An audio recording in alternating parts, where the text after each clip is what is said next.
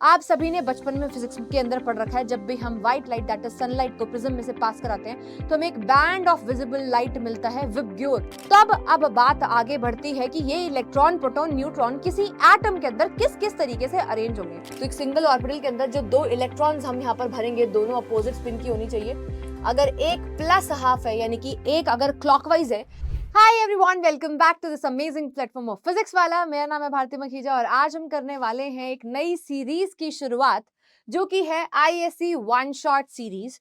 इस particular series के अंदर हम स्पेसिफिकली टारगेट करने वाले हैं आपके बोर्ड को, आईएससी बोर्ड को, और इसके अंदर सारे के सारे चैप्टर्स को हम वन शॉट के अंदर कवर करने की कोशिश करेंगे। ये पर्टिकुलर सेशंस जितने भी आपके पास वन शॉट के आने वाले हैं, वो पर्टिकुलर सेशंस आपको रिवीजन में बहुत ज्यादा हेल्प करने वाले हैं।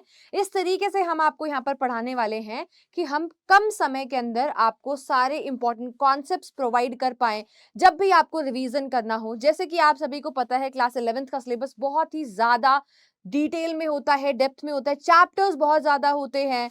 तो इतने सारे सिलेबस को जब हमें रिवाइज करना होता है तो हमारे लिए एक बहुत बड़ा टास्क हो जाता है कि किस तरीके से इसको रिवाइज किया जाए। तो उसी प्रॉब्लम को सॉर्ट करने के लिए ये सेशंस हम आपके लिए लेकर आ रहे हैं, जिसमें बहुत ही अच्छे से हम इंपॉर्टेंट कॉन्सेप्ट्स को यहाँ पर रिवाइज करने वाले हैं। तो चलिए फिर बिना किसी देरी के हम स्टार्ट कर देते हैं हमारा ये प्यारा सा सेशन, जिसके अंदर वन शॉट के अंदर मैं आपको आपका स्ट्रक्चर ऑफ एटम पढ़ाने वाली हूँ। टॉपिक टू बी कवर्ड की अगर हम बात करें तो लगभग सारे के सारे टॉपिक्स जो आपके सिलेबस का पार्ट है, वन शॉट के अंदर मैं आपको यहाँ पर करवाने वाली हूँ। ठीक है जी। इंपॉर्टेंट कुछ क्वेश्चंस भी यहाँ पर आपको मिलेंगे। देखिए, इस पर्टिकुलर सेशन के अंदर मैंने स्टार्टिंग में कंप्लीट चैप्टर आपको रिवाइज कराया है और लास्ट में फिर मैं आपको कुछ क्वेश्चंस करवाने वाली हूँ जो आपके स्कूल पॉइंट ऑफ व्यू से इंपॉर्टेंट होने वाले हैं, यानी कि स्कूल के एग्जाम्स में आपसे पूछे जा सकते हैं। कुछ ऐसे इंपॉर्टेंट क्वेश्चंस को हम यहाँ पर डील करने वाले हैं। और जब मैं आपको यहाँ पर थ्योरी भी पढ़ा रही होंगी तो बीच बीच में कुछ ऐसे कॉन्सेप्ट्स जो बार बार आपके स्कूल के एग्जाम्स में, पेपर में पूछे जा सकते हैं, कॉम्पिटिशन में पूछे जा सकते हैं, वो इंपॉर्टेंट टॉपिक्स भी आपको मैं साथ साथ बताती हुई चलूंगी। तो उन टॉपिक्स को आपको अलग से, है ना, शॉर्ट नोट्स की फॉर्म में अगर आप लिखना चाहे तो आप नोट्स भी बना सकते हैं। ठीक है। तो पढ़ाते टाइम कुछ कुछ इंपॉर्टेंट चीजें मैं आपको बिल्कुल बताने वाली हूँ। अगर आप चाहें तो वहां पर लेक्चर को पॉज करके मेरे साथ साथ ही नोट्स बना सकते हैं। तो चलिए फिर स्टार्ट करते हैं हमारा प्यारा सा सेशन। तो सबसे पहले भाई, यहाँ पर आप सभी को पता है चैप्टर का नाम है हमारे पास स्ट्रक्चर ऑफ एटम, है ना। क्या है? Structure of atom. एटम के स्ट्रक्चर को पहचानना। अब मुझे नहीं लगता यार आप क्लास 11th के बच्चे हैं तो किसी भी बच्चे, कोई भी बच्चा ऐसा होगा जिसको ये नहीं पता हो कि एटम हमारे पास क्या होता है।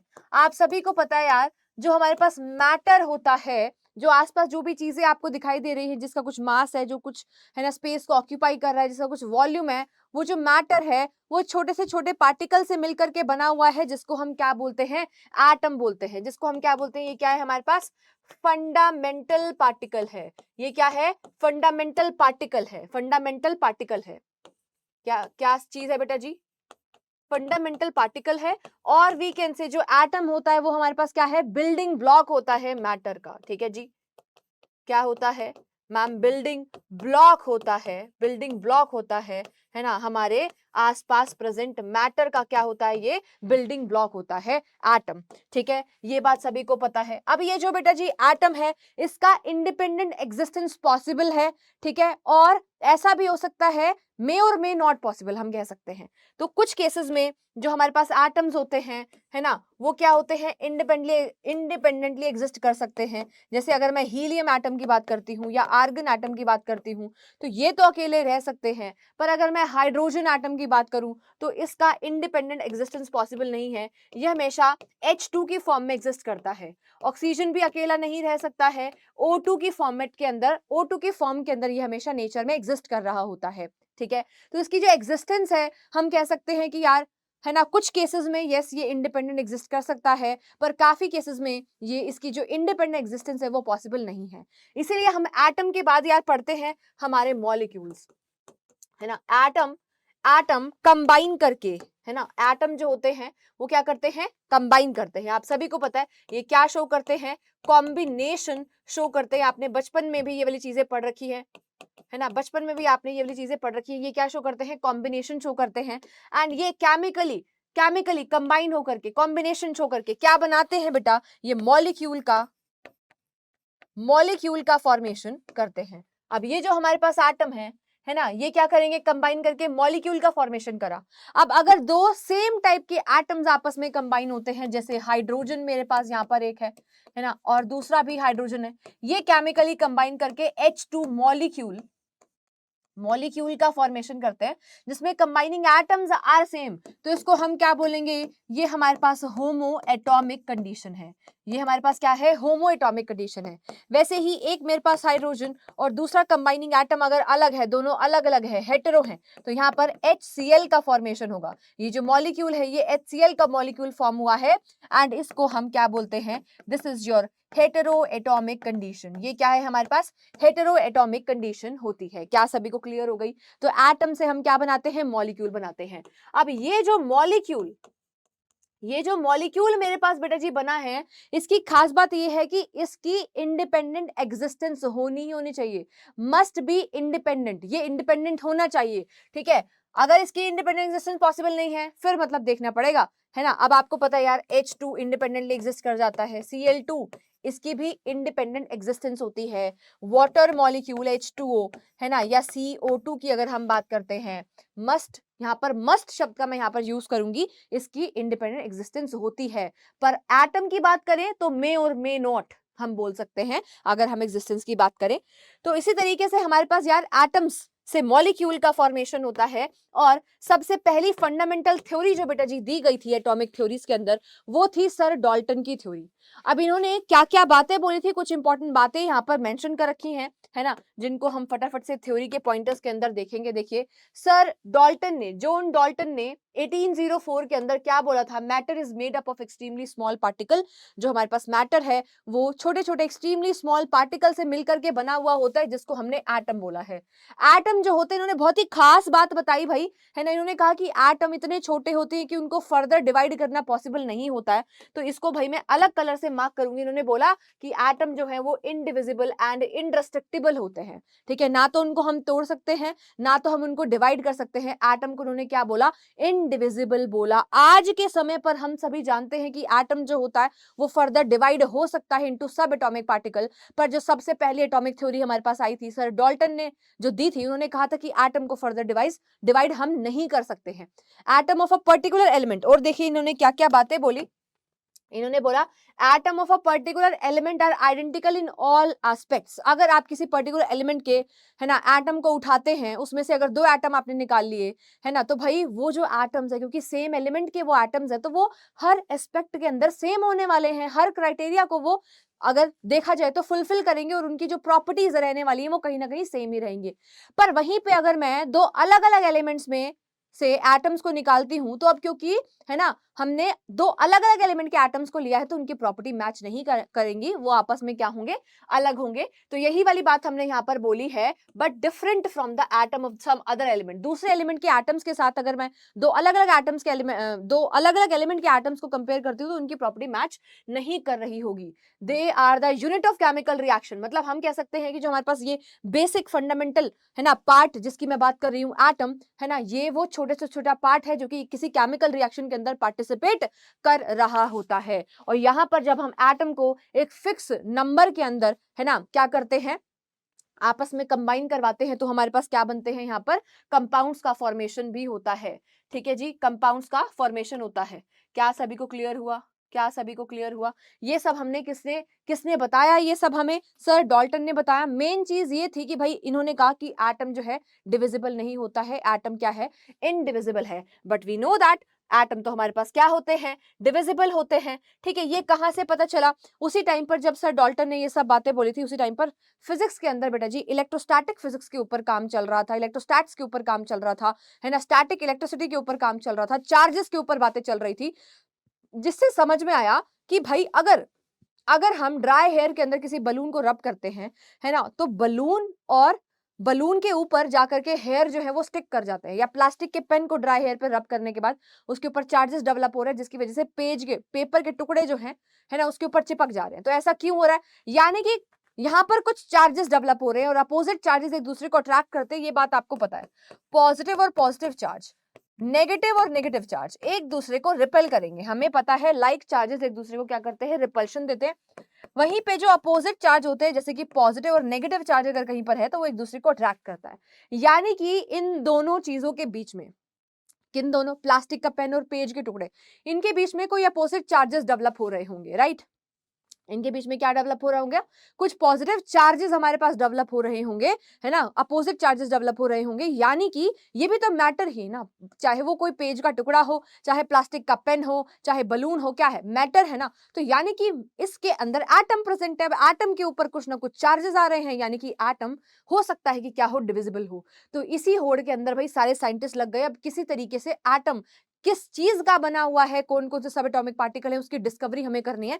तो हमें यहां पर सबसे पहले हम डिस्कस करेंगे यार डिस्कवरी ऑफ इलेक्ट्रॉन के बारे में। इलेक्ट्रॉन की डिस्कवरी किसने की थी, सर जे थॉमसन ने की थी। सबसे पहली बात तो तुमको यही पता होनी चाहिए कि डिस्कवरी किसने की थी, सर जे थॉमसन ने की थी बाय अ एक्सपेरिमेंट, जिसको हम क्या बोलते हैं, जिसको हम कहते हैं बेटा जी डिस्चार्ज ट्यूब एक्सपेरिमेंट, और we can say cathode ray tube experiment.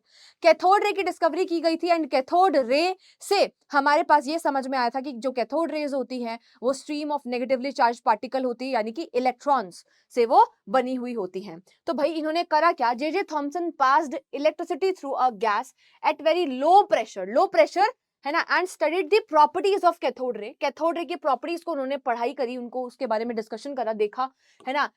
And he found that the cathode rays consisted of a stream of negatively charged particle, है ना, जिनका E/m जो रेशो है, जो वैल्यू है, वो भी बेटा जी किसके ऊपर डिपेंड नहीं करता, है ना, independent of nature of gas, gas के ऊपर डिपेंड नहीं करता है। अब इस पर्टिकुलर पार्ट के अंदर बहुत ही इंपॉर्टेंट बातों के बारे में हमने डिस्कशन कर लिया। पहली चीज तो ये, इलेक्ट्रॉन के डिस्कवरी के लिए जो रिस्पॉन्सिबल थी वो क्या थी हमारे पास, कैथोड रे ट्यूब एक्सपेरिमेंट, जिसको हम CRT एक्सपेरिमेंट भी बोलते हैं। क्या बोलते हैं, CRT एक्सपेरिमेंट भी बोलते हैं। तो यहां से समझ में आया कैथोड रे ट्यूब एक्सपेरिमेंट। अब ये कैथोड रे क्या होती है, कांच की ग्लास खाली ट्यूब होती है, कुछ इस तरीके से कांच की खाली ट्यूब होती है, जिसके अंदर हमने दो इलेक्ट्रोड्स लगा रखी होती है, एक एनोड और एक कैथोड। जो भी इलेक्ट्रोड को हमने पॉजिटिव टर्मिनल के साथ यहाँ पर जोड़ा है बेटा जी, वो हमारे पास क्या बन जाती है, हमारी एनोड बन जाती है। देखिए ये बैटरी के पॉजिटिव टर्मिनल के साथ कनेक्टेड है, और ये वाली जो इलेक्ट्रोड है ये बैटरी के नेगेटिव टर्मिनल के साथ कनेक्टेड है। तो ये मेरे पास क्या बन चुकी है, यहाँ पर कैथोड की तरह काम कर रही है। अब यहाँ पर हमने एक वैक्यूम पंप लगा रखा है, जैसे कि मैंने बताया आपको, ये पर्टिकुलर एक्सपेरिमेंट जो CRT एक्सपेरिमेंट था, कैथोड रे ट्यूब एक्सपेरिमेंट था, ये दो कंडीशंस यहाँ पर आपको सेटिस्फाई करनी होंगी। पहला है हमारे पास लो प्रेशर एंड दूसरा हमारे पास है बेटा जी हाई वोल्टेज। दूसरा क्या है, हाई वोल्टेज। ठीक है, इसके ऊपर हमने क्या करा बेटा जी, इन दोनों कंडीशंस को यहां पर हमने सेटिस्फाई करा। लो प्रेशर कैसे मेंटेन किया, by using your vacuum pump. ठीक है, लो प्रेशर हमें यहाँ पर मेंटेन करना है। हाई वोल्टेज के लिए हमने यहाँ पर क्या ले लिया, बैटरी का सोर्स लगा दिया है। ठीक है, एंड यहाँ पर इसको कनेक्ट करने के बाद अब क्या होने वाला है, यहाँ पर क्या देखा गया, जैसे ही हमने की को ऑन करा, ठीक है, सर्किट कंप्लीट हो चुका है, जैसे ही हमने की को ऑन करा तो हमने यार यहाँ पर पाया कि हमें एनोड के पीछे बेटा जी हमने यहाँ पर एक लेयर लगा रखी थी। एक क्या लगा रखी थी हमने, जिंक सल्फाइड की लेयर लगा रखी थी। ये लेयर कौन सी थी बेटा जी, ZnS। क्या सभी को यहाँ पर ZnS दिख रहा है लिखा हुआ, जिंक सल्फाइड की लेयर लगा रखी थी। ये एक स्पेशल मटेरियल होता है, देखो। अच्छा ये एक बात सुनते जाना, मैं काफी सारी चीजें जो है डिक्टेट करती जाऊंगी पढ़ाते टाइम आपको, तो अगर आप चाहें तो उन सारी चीजों को नोट डाउन कर सकते हैं फटाफट। नोट्स आप बनाएंगे तो बहुत अच्छा रहेगा, है ना। तो मैं क्या बता रही हूँ, ये जो ZnS है ये एक स्पेशल मटेरियल है जो कि क्या करता है, ग्लो करता है ना। कब ग्लो करता है, जब इसके ऊपर कोई चार्ज्ड पार्टिकल आकर के टकराता है। इसको फ्लोरोसेंस का फिनोमिनन कहते हैं, है ना। इसको, इस मटेरियल को, जिंक सल्फाइड जो स्पेशल मटेरियल है, इसको फ्लोरोसेंट मटेरियल भी कहेंगे, है ना। ये क्या करने लगता है, ग्लो करने लगता है जब भी इसके ऊपर कोई चार्ज पार्टिकल आकर के टकराता है। तो जैसे ही हमने ये कंडीशंस को मेंटेन करा, हमने सर्किट को कंप्लीट करा, की को ऑन करा, तो हमने क्या देखा यार कि हमें एनोड के जस्ट पीछे, है ना, जिंक सल्फाइड स्क्रीन के ऊपर एक ग्लो दिखाई दे रहा है, विच शोज कि इसके ऊपर कोई चार्ज पार्टिकल आकर के टकराया होगा। इसके ऊपर कोई चार्ज पार्टिकल आकर के टकराया होगा, ऐसा हमें समझ में आया। तो ये जो चार्ज पार्टिकल है ना, इसका मतलब क्या हुआ, ये जो चार्ज पार्टिकल है, तो अब ये बात आई यार, ये इसके ऊपर कौन सा जो है चार्ज कौन सा होगा, पॉजिटिव होगा नेगेटिव होगा। तो भाई यहां पर अगर दिख रहा है तो समझ में आया कि भाई ये जो स्ट्रीम ऑफ रेज आ रही होंगी ये पक्का सामने से ही आ रही होंगी। सामने क्या लगा रखा है हमने, कैथोड लगा रखा है, क्योंकि ये कैथोड की तरफ से आती हुई हमें दिखाई दी, मतलब कैथोड की तरफ से आती हुई हमें ऑब्जर्व हुई, क्योंकि यहाँ पर ग्लो आ रहा था। इससे समझ में आया कि भाई कहीं ना कहीं कैथोड से की तरफ से आ रही है, इसी वजह से इनका नाम क्या रख दिया गया, कैथोड रेज रख दिया गया। ठीक है, और कैथोड हमारे पास नेगेटिवली चार्ज्ड है, इसलिए ऐसा अज्यूम कर लिया गया कि भाई इनके ऊपर पक्का नेगेटिव चार्ज होगा। बट हमें कहीं ना कहीं बेटा इस चीज को कंफर्म भी करना था, तो इसी चीज को कंफर्म करने के लिए हमने यहाँ पर लगाई इलेक्ट्रिक फील्ड। इलेक्ट्रिक फील्ड का मतलब होता है कि हमने यहाँ पर पॉजिटिव और नेगेटिव प्लेट लगाई, एक पॉजिटिव प्लेट यहाँ पर और एक नेगेटिव प्लेट लगाई, हमने यहाँ पर इलेक्ट्रिक फील्ड लगाया। तो इलेक्ट्रिक फील्ड लगाने के बाद अगर ये नेगेटिवली चार्ज्ड हैं तो ये कहाँ पर इनका मूवमेंट होना चाहिए, कहाँ पर ये माइग्रेट कर जानी चाहिए, कहाँ पर ये डेविएट कर जानी चाहिए, अपोजिट चार्ज की तरफ डेविएट कर जानी चाहिए। और यही चीज हमने नोटिस भी करी कि जब हमने इलेक्ट्रिक फील्ड लगाया तो जो कैथोड रेस थी वो पॉजिटिव वाली प्लेट की तरफ डेविएट हो गई, विच शोज कि भाई ये negatively charged stream of particle से मिलकर के बनी है, जिसका नाम स्टार्टिंग में नेगेट्रॉन्स रखा गया, जिसको चेंज करके आज हम क्या बोलते हैं, इलेक्ट्रॉन्स कहते हैं। आई होप आपको पूरा का पूरा प्रोसेस समझ में आ गया यहाँ पर।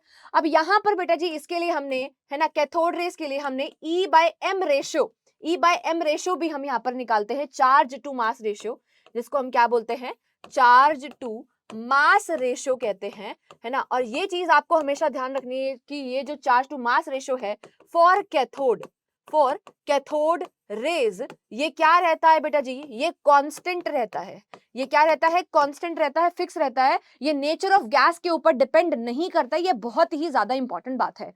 बाकी आपको सारी वैल्यूज भी यहाँ पर दे रखी है ना, हमारे पास जो E/m वैल्यू हमने निकाली थी वो सारी यहाँ पर बातें आपको बता रखी है। Charge on an electron first determined by Millikan oil drop experiment के थ्रू निकाला गया था। ठीक है, ये सारी की सारी बातें आपको यहाँ पर बता रखी हैं। क्लियर है जी, ये भी आप देख सकते हैं।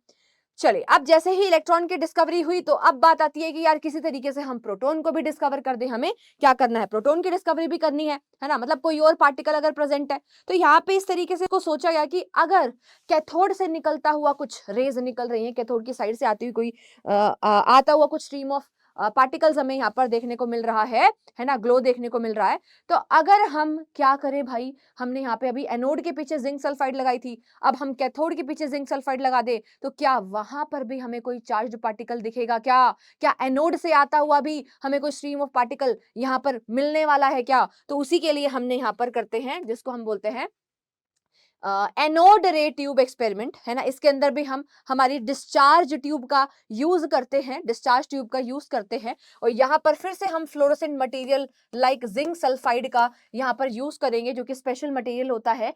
जो भी कोई पार्टिकल आकर के, चार्ज पार्टिकल आकर के टकराता है तो ये क्या करने लगता है, यहाँ पर ग्लो करने लगता है। तो अब यहाँ पे हमने क्या ऑब्जर्व करा, फिर से यहाँ पर इस पर्टिकुलर एक्सपेरिमेंट के लिए वी नीड टू कंडीशंस। पहली थी हमारे पास भाई low pressure, again low pressure को मेंटेन करने के लिए हमने यहाँ पर वैक्यूम पंप लगा रखा है, और दूसरा हाई वोल्टेज के लिए बैटरी का सोर्स, है ना। हाई वोल्टेज के लिए बैटरी का सोर्स हमने यहाँ पर लगा रखा है। फिर से हमने इस डिस्चार्ज ट्यूब के अंदर क्या ले ली, एनोड और कैथोड ले ली है। इस बार जब हमने सर्किट को कंप्लीट करा तो हमने क्या ऑब्जर्व करा यार, कि यहाँ पर हमें कुछ भी देखने को नहीं मिल रहा था। कब देखने को नहीं मिल रहा था, जब तक हमने यहाँ पर परफोरेटेड कैथोड नहीं ली।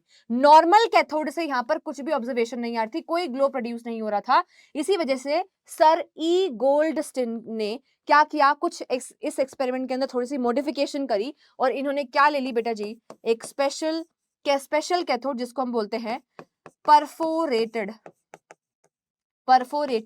कैथोड, हम इसको लेते हैं, कहते हैं परफोरेटेड कैथोड। का मतलब है कि जो हमने कैथोड ली ना, जो प्लेट ली, उसके अंदर मैंने क्या बना दिए, कुछ परफोरेशंस बना दिए, कुछ होल्स बना दिए, ताकि इसमें से मेरे पास जो स्ट्रीम ऑफ चार्ज पार्टिकल है वो क्या कर जाए, क्रॉस कर जाए, और यहाँ पर जो मैंने स्पेशल फ्लोरोसेंट मटेरियल लगाया उसके ऊपर टकराए और क्या प्रोड्यूस करे, ग्लो प्रोड्यूस करे। तो यहाँ पर ये मॉडिफिकेशन आपको जरूर ध्यान रखनी है। इस केस में हमने परफोरेटेड कैथोड ली थी ताकि ये आराम से यहाँ से पास करे, इसके ऊपर, है ना, क्या करे भाई, टकराए और ग्लो प्रोड्यूस करे। अब ये क्यों पॉजिटिवली चार्ज थी, क्योंकि ये एनोड की तरफ से आती हुई हमें दिखाई दे रही थी, बट हमें तो इस चीज को कंफर्म करना है। टू कंफर्म इट, यहाँ पर फिर से हमने इलेक्ट्रिक फील्ड लगाया, यहाँ पर हमने नेगेटिवली चार्ज प्लेट लगा दी, ठीक है, और इस केस में हमने नीचे की साइड पर नेगेटिव पॉजिटिवली चार्ज प्लेट लगाई।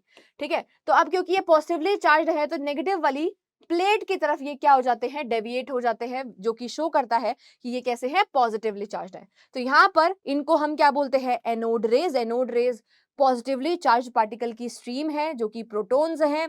ठीक है जी, आपको ध्यान रखना है, इनको हम, है ना, कैनाल रे भी कहते हैं। इन रेज को हम कैनाल रेज, जो एनोड रेज हमारे पास है ना, जो हमारे पास क्या है, एनोड रेज हैं, इनको हम क्या बोलते हैं, इनको हम कैनाल रे भी कहते हैं। क्या बोलते हैं इनको, कैनाल रे भी कहते हैं। क्या सभी को क्लियर हो रहा है, ये क्या है हमारे पास, कैनाल रेज है।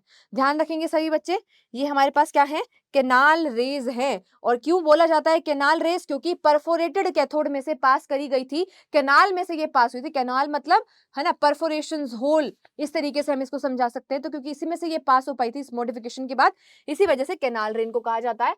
इनके ऊपर जो चार्ज होता है वो कैसा होता है, पॉजिटिव चार्ज होता है। ये बात भी आपको ध्यान रखनी है। नेक्स्ट यहाँ पर देखो, है ना, थ्योरी के अंदर आप सभी को पता होना चाहिए कि जो ई गोल्डस्टन है, उन्होंने यूजिंग परफोरेटेड कैथोड, ये मॉडिफिकेशन वाली बात को जरूर मेंशन करना है कि भाई इन्होंने परफोरेटेड कैथोड यूज करी थी, ऑब्टेन्ड एनोड रे, और जिनको कैनाल रे भी कहते हैं, in the discharge tube experiment. Canal ray were found to be consist of positively charge particle. अब यहाँ पर again e by m ratio की हम बातें कर लेते हैं। हमने यार जो हमारे पास कैथोड रे थी उसके लिए ई बाय एम की रेशियो क्या देखी यार, फिक्स थी। ठीक है, कांस्टेंट थी, गैस के ऊपर डिपेंड नहीं करती। पर इस केस में ऐसा नहीं था। एनोड रे के लिए जो ई बाय एम की रेशियो थी वो वेरी करती है और डिपेंड करती है नेचर ऑफ गैस के ऊपर भी। ठीक है, तो यही वाली बात आपको यहाँ पर बताई जा रही है कि एनोड रे की जो ई बाय एम वैल्यू थी, चार्ज टू मास रेशियो था, ठीक है, वेरी करती है with the nature of gas taken in the discharge tube. Discharge tube में आपने कौन सी गैस भर रखी है उसके ऊपर डिपेंड करता है। The constituent particle of the canal रे obtained on using the hydrogen gas in the discharge tube। तो हमने यहाँ पर जो है हाइड्रोजन गैस को यूज किया था, हमने डिस्चार्ज ट्यूब के अंदर हाइड्रोजन गैस को डाला था। इसी वजह से हम यहाँ पर क्या निकाल पाए हैं, e by m value of proton हम यहाँ पर निकाल पाए हैं। प्रोटोन क्या होता है, H पॉजिटिव, है ना, H पॉजिटिव को हम क्या बोल देते हैं, प्रोटोन बोल देते हैं। ठीक है, तो ई बाय एम की वैल्यूज यहाँ पर आपको मेंशन कर रखी हैं, ये भी आप ध्यान रख सकते हैं। चार्ज ऑन द प्रोटोन भी आप सभी को पता है ना, पॉजिटिव 1.6 इंटू 10⁻⁻19 कूलम हमारे पास होता है। ठीक है जी, एंड अगर मैं यहाँ पर रिलेटिव चार्ज की बात करती हूँ तो रिलेटिव चार्ज हमारे पास, चाहे वो इलेक्ट्रॉन हो चाहे वो प्रोटोन हो, बस चार्ज का फर्क आएगा। प्रोटोन की अगर मैं बात करूँ तो प्रोटोन के ऊपर रिलेटिव चार्ज हमारे पास +1 होता है, इलेक्ट्रॉन के ऊपर -1 होता है। ये चीज आपको यहाँ पर ध्यान रखनी है। मास की बात करें तो मास भी आपको यहाँ पर पता होना चाहिए, 1.67 इंटू 10⁻24 ग्राम्स में है बेटा जी, ये ग्राम्स में है। और इलेक्ट्रॉन के मास की अगर मैं यहाँ पर बात करती हूँ तो हमारे पास कितना होता है भाई, 9.1 इंटू 10⁻31 kg होता है। तो ये भी आपको कुछ कुछ वैल्यूज पता होनी चाहिए। ठीक है, अब यहाँ पर हम डिस्कवरी ऑफ क्या कर चुके हैं बेटा जी, इलेक्ट्रॉन कर चुके, प्रोटॉन कर चुके। अब हमारा जो थर्ड पार्टिकल है, जो थर्ड सब एटॉमिक पार्टिकल है, उसकी भी हम डिस्कवरी यहाँ पर पढ़ लेते हैं, जो कि हमारे पास क्या है, डिस्कवरी ऑफ न्यूट्रॉन। न्यूट्रॉन को डिस्कवर किया था चाडविक ने। ठीक है, जिसके लिए इन्होंने ली थी यार बेरिलियम की शीट। बेरिलियम की शीट में से इन्होंने पास करवाए थे यार अल्फा पार्टिकल। ठीक है, अल्फा पार्टिकल्स को पास करवाया था, और इनको अल्फा पार्टिकल्स को जब इन्होंने पास कराया तो हमें यहाँ पर मिले थे न्यूट्रॉन्स। क्या मिले थे बेटा जी, न्यूट्रॉन्स यहाँ पर हमको मिले थे, जिनके ऊपर चार्ज कुछ भी नहीं होता, न्यूट्रॉन के ऊपर कोई भी चार्ज नहीं होता। ये जो शीट हमने ली, ये हमारे पास बेरिलियम की शीट थी, ये बात आपको ध्यान रखनी है। और डिस्कवरी किसने की थी, डिस्कवरी की थी चैडविक ने। ठीक है, जो इंपॉर्टेंट पॉइंटर्स हैं वो ध्यान रखने हैं। Neutron were discovered by Chadwick.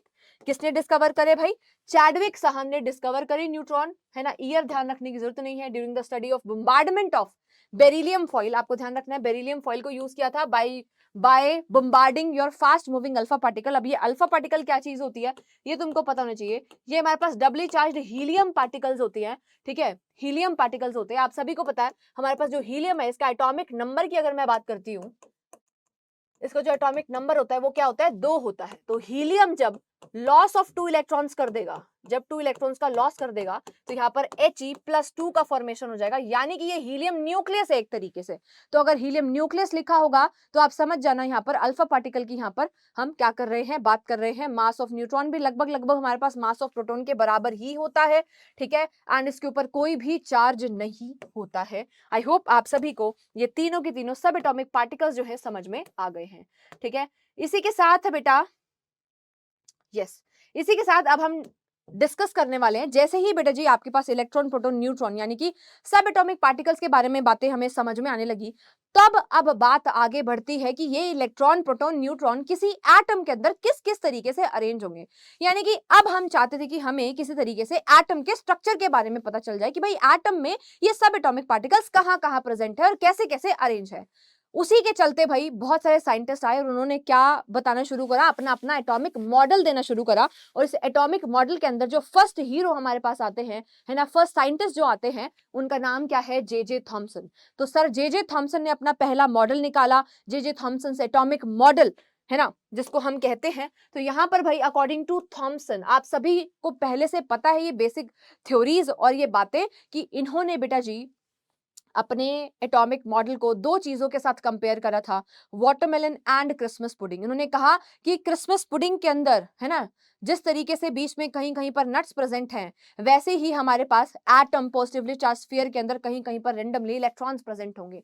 इन्होंने नट्स, रेजिन्स और चोको चिप्स, अगर आप मानो भाई, उसको इलेक्ट्रॉन के साथ कंपेयर किया। वैसे ही वाटरमेलन का जो रेड पार्ट है वो हमारे पास क्या है, एटम का पॉजिटिव स्फीयर है, और उसमें बीच बीच में कहीं पर जो आपके पास सीड्स प्रेजेंट है वो इलेक्ट्रॉन्स को रिप्रेजेंट करते हैं। आई होप आपको क्लियर है। तो भाई अकॉर्डिंग टू थॉमसन, एटम जो होता है वो क्या है, एक यूनिफॉर्म स्फीयर है of radius 10⁻⁸ centimetre, wrapped with the positive charge, ठीक है। ओवरऑल वो क्या है, पॉजिटिवली चार्ज स्फीयर है, जिसमें इलेक्ट्रॉन्स कहाँ हैं, यहाँ पर स्फीयर के अंदर एम्बेडेड है, ठीक है। और इस तरीके से एम्बेडेड है कि आपके पास जो नेट चार्ज बन रहा है किसी भी एटम के ऊपर वो क्या है, 0 है। यानी कि इन्होंने बहुत ही एक खास प्रिंसिपल के बारे में बताया जिसको हम बोलते हैं इलेक्ट्रोन्यूट्रलिटी प्रिंसिपल, है ना। इनके मॉडल से हमें एक ही चीज सीखने को मिली, वो क्या थी कि atom as a whole is a neutral, ठीक है। यानी कि जितना मैग्नीट्यूड के अंदर अगर हम देखें तो जितना पॉजिटिव चार्ज है हमारे पास उतना ही नेगेटिव चार्ज होगा। यानी कि एटम अगर एज अ होल देखा जाए तो क्या होता है, एक न्यूट्रल स्पीसीज होती है, उसके ऊपर कोई चार्ज नहीं होता। क्या सभी को क्लियर हुआ, जल्दी से बताइए। नेक्स्ट बेटा जी हमारे पास यहाँ पर आता है रदरफोर्ड मॉडल ऑफ एटम। क्या आता है, रदरफोर्ड मॉडल ऑफ एटम। अब यहाँ पर हमारे टाइपिस्ट सर ने थोड़ी सी कर दी है गड़बड़, इसको हटा दो यार, इसको प्लम पुडिंग मॉडल नहीं कहते हैं। प्लम पुडिंग मॉडल किसको कहते हैं, प्लम पुडिंग मॉडल कहा जाता है बेटा जी हमारे जे थॉमसन मॉडल को, ठीक है। अब तुम्हें एक खास बात इसके बारे में अगर मैं बताऊं तो हमारे ये जो जे थॉमसन साहब हैं, है ना, जे थॉमसन साहब के स्टूडेंट रदरफोर्ड रहे थे जिन्होंने अल्फा रे स्कैटरिंग एक्सपेरिमेंट करा। अब यहाँ पर इस डायग्राम से तुम्हें सारी चीजें यहाँ पर समझ में आएंगी। हमने यहाँ से अल्फा रेज को पास करा था, फास्ट मूविंग अल्फा पार्टिकल्स को हमने पास कराया था कहां से बेटा जी, गोल्ड फॉइल हमने ले ली थी, क्योंकि गोल्ड जो होता है बहुत ही ज्यादा मेलेबल मेटल होता है ना, उसकी थिनेस्ट से थिनेस्ट शीट पॉसिबल होती है।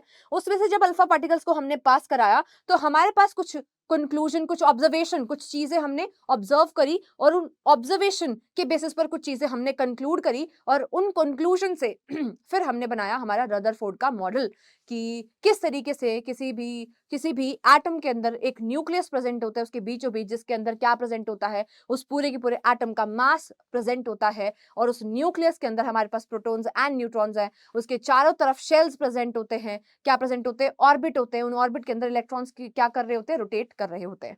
तो आइए इंपॉर्टेंट पॉइंटर्स के ऊपर फटाफट से हम यहाँ पर जंप करेंगे एंड समझेंगे। Rutherford bombarded thin gold foil by the alpha particle. मैं आपको ऑलरेडी बता चुकी हूँ अल्फा पार्टिकल हमारे पास क्या है।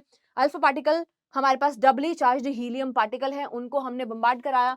He found that most of the alpha particle passed through the gold foil, fold foil नहीं भाई, है ना, कहां से पास हो गई है, गोल्ड फॉइल जो हमारे पास थी, गोल्ड फॉइल थी, है ना, गोल्ड फॉइल जो थी वहां से अनडिफ्लेक्टेडली पास हो पाए, बढ़िया तरीके से बिना किसी डिफ्लेक्शन के पास हो गए, ठीक है। Some got deflected through the small angle, है ना, मोस्ट ऑफ द पार्टिकल जो थे वो बिना किसी डिफ्लेक्शन के सीधे पास हो गए थे, पर कुछ ऐसे थे, कुछ हमारे पास ऐसे थे जो कि स्मॉल एंगल से डिफ्लेक्ट बैक कर रहे थे, और बहुत ही रेयर कोई ऐसा हमारे पास अल्फा रे पार्टिकल था, अल्फा रे था जो कि सेम पाथ को फॉलो बैक कर रहा हो, यानी कि टकराते ही सेम पाथ पे वापस आ रहा हो। कुछ इस तरीके से वो गया और, है ना, कुछ इस तरीके से वो गया और सेम पाथ के ऊपर वापस आ गया और उसने 180 डिग्री का एंगल बनाया हो।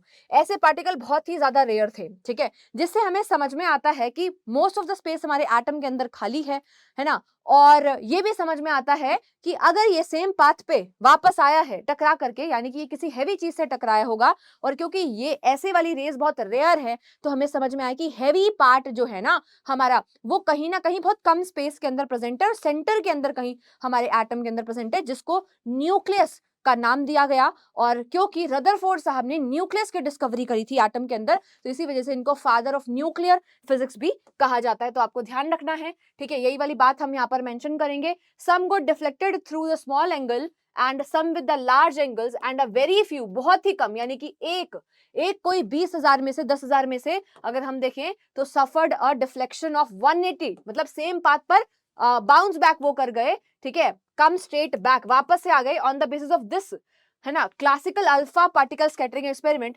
Rutherford concluded that the entire mass of the atom, है ना, वो कहां पर प्रेजेंट है, हमारे पॉजिटिवली चार्ज्ड सेंटर के अंदर प्रेजेंट है, जिसको हम क्या बोलते हैं, न्यूक्लियस का नाम देते हैं। और अब उन्होंने, रदरफोर्ड साहब ने न्यूक्लियस के साइज को और हमारे एटम के साइज को भी कंपेयर किया और बताया कि जो न्यूक्लियस का साइज है वो कंपैरेटिवली बहुत ही ज्यादा छोटा होता है हमारे एटम के रेडियस से, एटम के साइज से, यानी कि बहुत ही कम स्पेस के अंदर कहीं बीच में सेंटर में हमारे पास न्यूक्लियस प्रेजेंट है, ठीक है जी, जो कि रिस्पॉन्सिबल होता है complete mass of the atom के लिए। क्लियर है? अब इसी के बाद एटॉमिक नंबर की बात आती है एंड एटॉमिक मास की बात आती है। एटॉमिक नंबर क्या होता है? बेसिकली एटॉमिक नंबर हमें टोटल नंबर ऑफ प्रोटॉन्स के बारे में इंफॉर्मेशन दे रहा होता है। क्या बताता है हमें, है ना, the number of unit positive charge present. अब यूनिट पॉजिटिव चार्ज का मतलब क्या हुआ, प्रोटॉन्स वहां पर कितने प्रेजेंट है ना, on the nucleus of an atom, atom के अंदर कितने, एटम के अंदर जो न्यूक्लियस है उसके अंदर कितने हमारे पास प्रोटॉन्स प्रेजेंट है, उसी के बारे में हमें कौन बता रहा होता है, एटॉमिक नंबर बताता है, जिसको हम Z से यहाँ पर रिप्रेजेंट करते हैं, कैपिटल Z से रिप्रेजेंट करते हैं।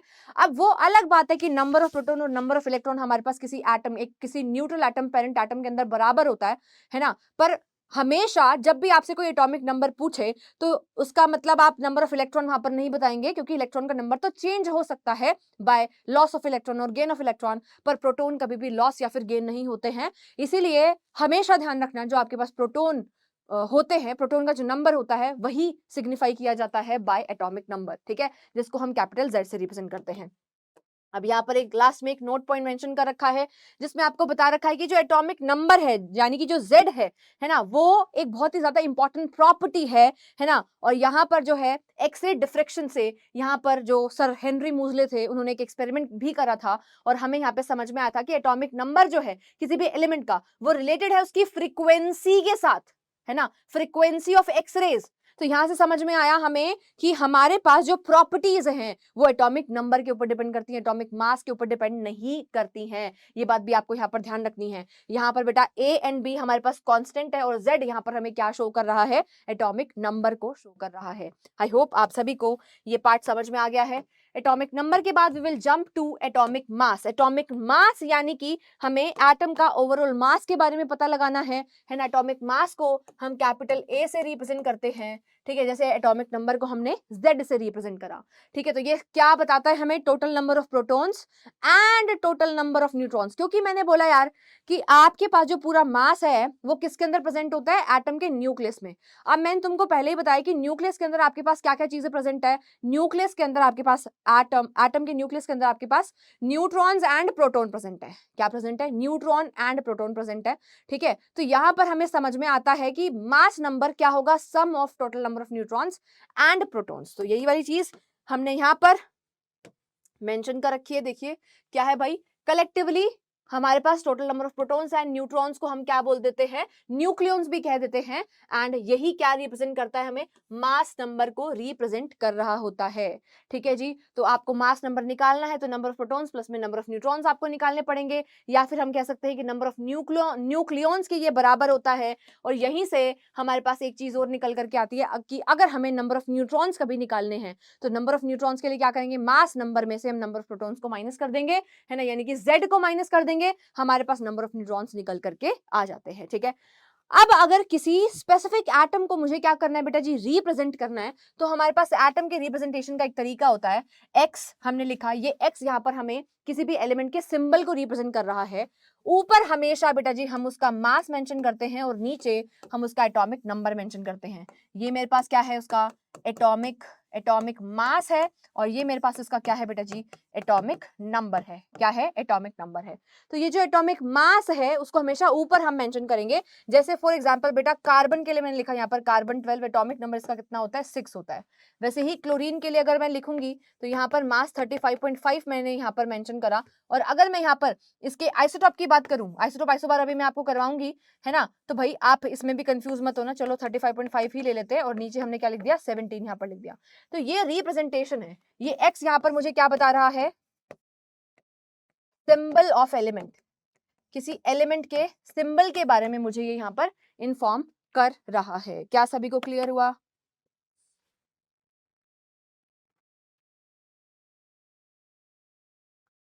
चलिए भाई, क्या सभी को इतनी बात क्लियर हो गई है? तो शॉर्ट नोट्स अगर आप नहीं बना रहे हैं तो भाई साथ साथ बनाते रहो। चलिए, अब हम यहाँ पर आइसोटॉप एंड आइसोबार की बात करते हैं। आइसोटॉप्स एंड आइसोबार हमारे पास दो इंपॉर्टेंट चीजें हैं, है ना। इसके अलावा और भी बहुत सारी चीजें हैं जो कि मैंने आपको बैच के अंदर पढ़ाई थी, जैसे कि आइसोडाइफर्स क्या होते हैं, आइसोटोन्स क्या होते हैं, आइसो इलेक्ट्रॉनिक स्पीसीज क्या होती है।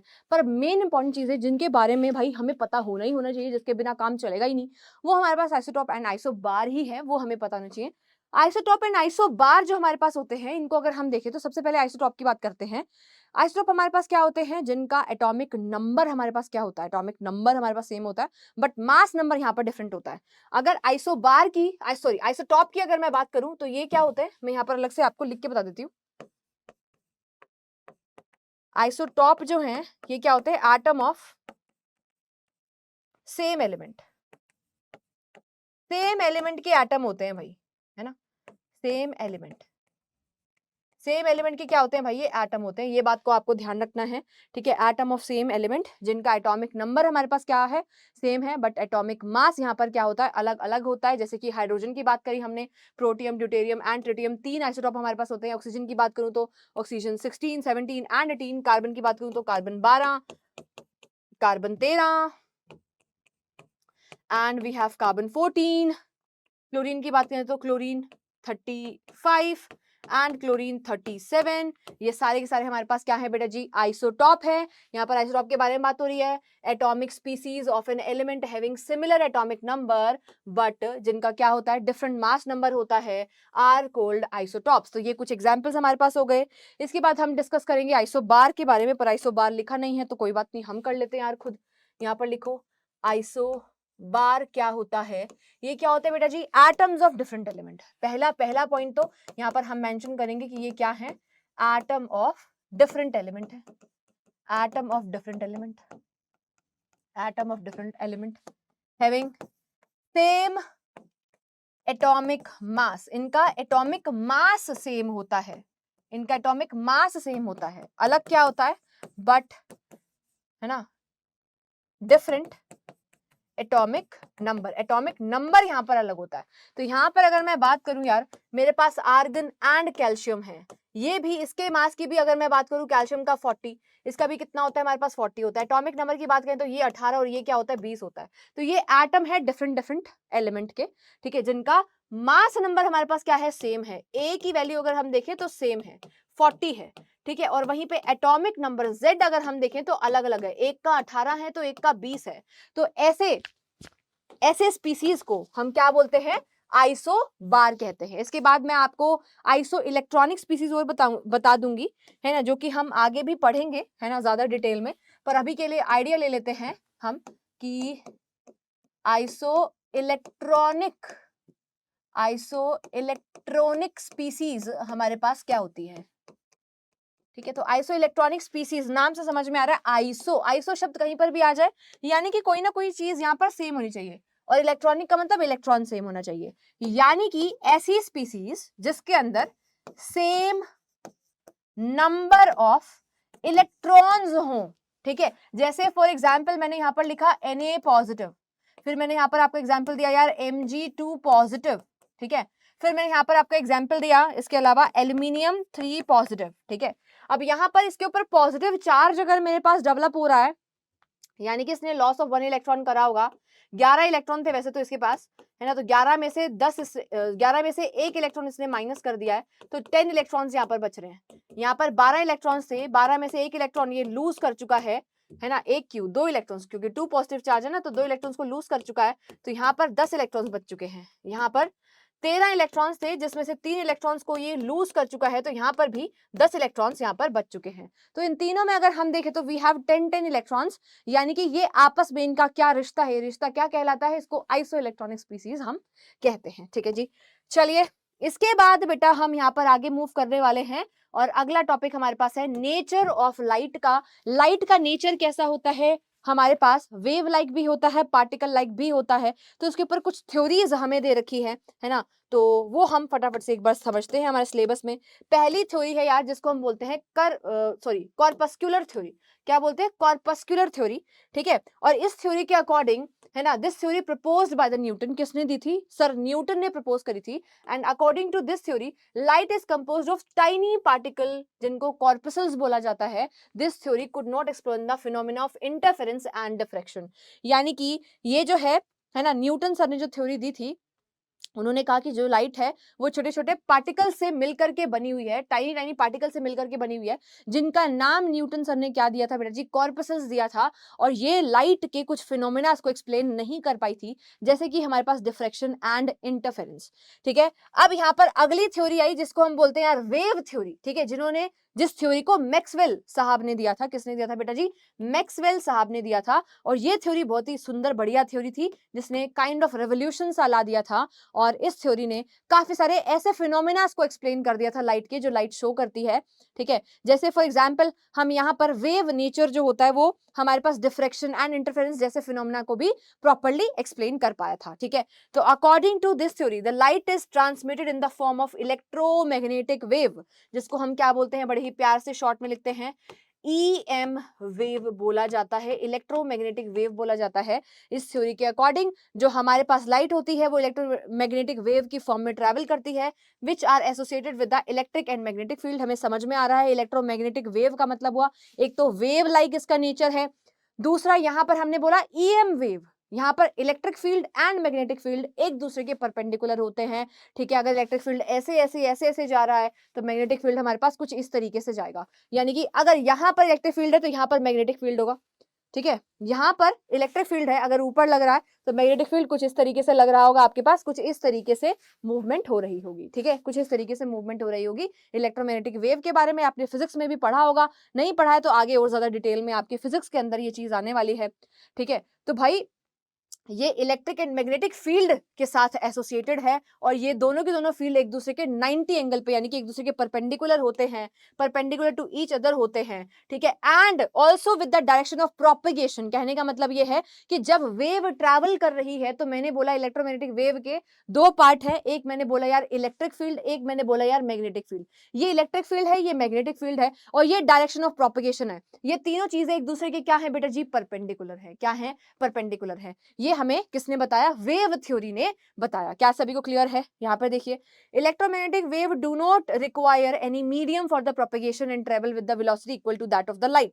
लाइट की वेलोसिटी के बराबर ये ट्रैवल करता है, और इलेक्ट्रोमैग्नेटिक वेव को जो है ट्रैवल करने के लिए किसी तरीके का कोई भी मीडियम की रिक्वायरमेंट नहीं होती है। क्लियर है? चलिए अब यहाँ पर हम नेचर ऑफ लाइट को समझने वाले हैं बाय और प्लैंक्स क्वांटम थ्योरी।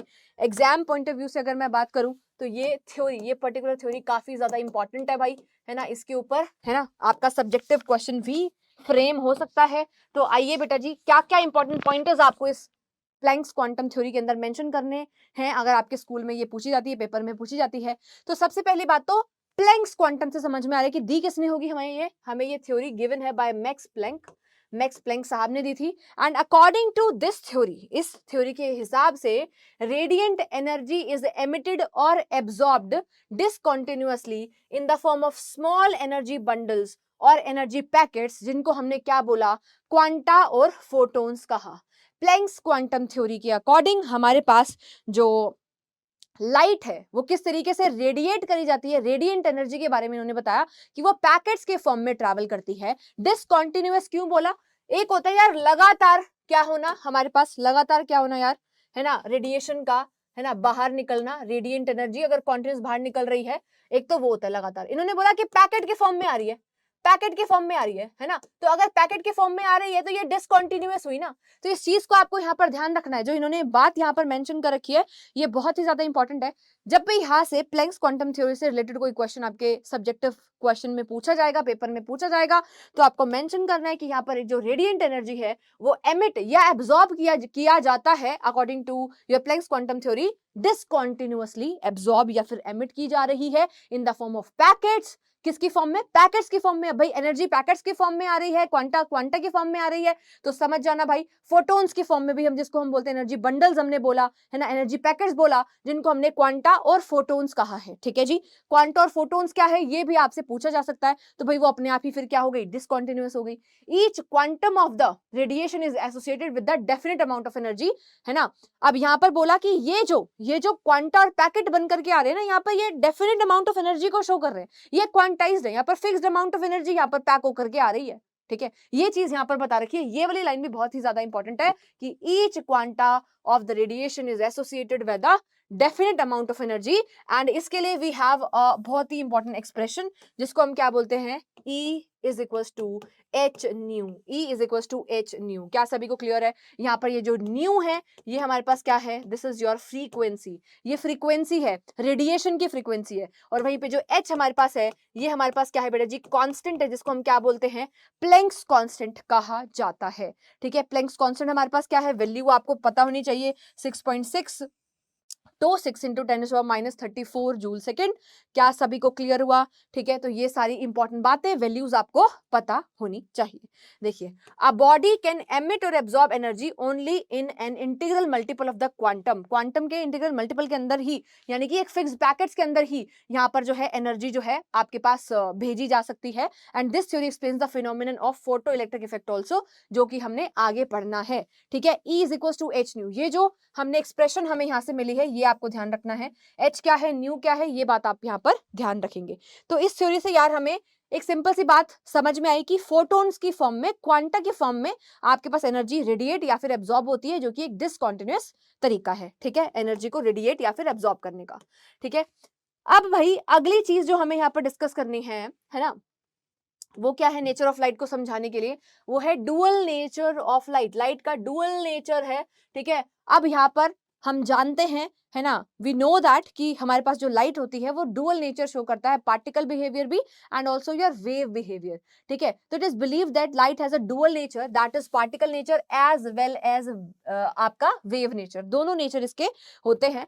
क्योंकि बेटा जी हम सिर्फ और सिर्फ अगर लाइट को पार्टिकल नेचर का समझें तो कुछ फिनोमेना एक्सप्लेन करे जाएंगे पर कुछ फिनोमेना एक्सप्लेन नहीं किए जाएंगे, और सिर्फ वेव की तरह अगर समझा जाए तो भी ऐसा होगा कि कुछ लाइट के फिनोमेना हम एक्सप्लेन कर पाएंगे और कुछ एक्सप्लेन नहीं कर पाएंगे। इसीलिए हमने ये समझा यार कि जब हम लाइट को डुअल बिहेवियर का मानेंगे तभी हम लाइट के द्वारा शो किए गए सारे के सारे फिनोमेना को समझ पाएंगे। ठीक है जी, तो यहाँ पर सबसे पहले यार हम यहाँ पर क्या डिस्कस करने वाले हैं, हमारे पास फोटो इलेक्ट्रिक इफेक्ट को हम डिस्कस करने वाले हैं, है ना, जो कि ये पर्टिकुलर फिनोमिनन जो है लाइट के पार्टिकल बिहेवियर को शो कर रहा है, फोटो इलेक्ट्रिक इफेक्ट। ठीक है, यहाँ पे समझ में बात ये आती है, नाम से समझ में आ रहा है कि कुछ तो है ना यहाँ पर जो है रिलेटेड होगा, लाइट के साथ कुछ रिलेटेड है, एंड इलेक्ट्रिक इफेक्ट है मतलब कुछ तो इलेक्ट्रिसिटी के साथ। इलेक्ट्रिसिटी किससे जनरेट होती है, जब इलेक्ट्रॉन्स का मूवमेंट होता है, यानी कि इलेक्ट्रॉन्स यहाँ पे कुछ ना कुछ पार्टिसिपेट कर रहे होंगे इस फिनोमिना के अंदर, इजेक्ट हो रहे होंगे या बाहर निकल रहे होंगे, कुछ ऐसा यहाँ पर होने वाला है। ठीक है, तो ये फिनोमिनन, इसकी डेफिनेशन थ्योरी इंपॉर्टेंट है। अगर हम स्कूल की बात करें तो एग्जाम की बात करें तो यहाँ पर क्या होता है, जब हम एक मेटल सर्फेस के ऊपर बीम को डालते हैं और उसकी सफिशिएंट फ्रीक्वेंसी हो, सफिशिएंट एनर्जी हो, रिक्वायर्ड जितनी एनर्जी हमें चाहिए, मतलब वो कुछ कुछ मिनिमम अमाउंट ऑफ एनर्जी हमें डालनी पड़ेगी, और वो एनर्जी जब हम डालते हैं, ठीक है, इंसिडेंट एनर्जी अगर हमारे पास है ना सफिशिएंट होगी, तो इलेक्ट्रॉन को वो मेटल सरफेस से इजेक्ट कर देती है। अब आपको ये बात पता है कि मेटल्स जो होते हैं, जो हमारे पास मेटल्स होते हैं, है ना, उनकी टेंडेंसी होती है क्या करने की, लॉस ऑफ इलेक्ट्रॉन करने की, है ना, लॉस ऑफ इलेक्ट्रॉन करने की, क्योंकि इनके पास लूजली बाउंडेड इलेक्ट्रॉन्स प्रेजेंट होते हैं इनके वैलेंस शेल के अंदर। क्या सभी को क्लियर है? ठीक है, तो यहाँ पर देखिए, when a beam of light of sufficiently high energy is made to fall on the surface of a metal, metal के सरफेस पे जब बम्बार्ड कराई जाती है, डाली जाती है, तो electrons known as photo electrons are emitted. तब क्या होता है भाई, हमारे पास इलेक्ट्रॉन्स वहां से इजेक्ट होते हैं, एमिट होते हैं, जिनको हम फोटो इलेक्ट्रॉन्स कहते हैं, and this phenomena is known as your photo electric effect. इसी फिनोमिना को हम क्या बोलते हैं बेटा जी, फोटो इलेक्ट्रिक इफेक्ट भी हम कहते हैं। तो यहाँ पर जो हमने sufficiently high amount of energy बोला ना, इसका मतलब है कि हमें एक मिनिमम एनर्जी तो देनी पड़ेगी।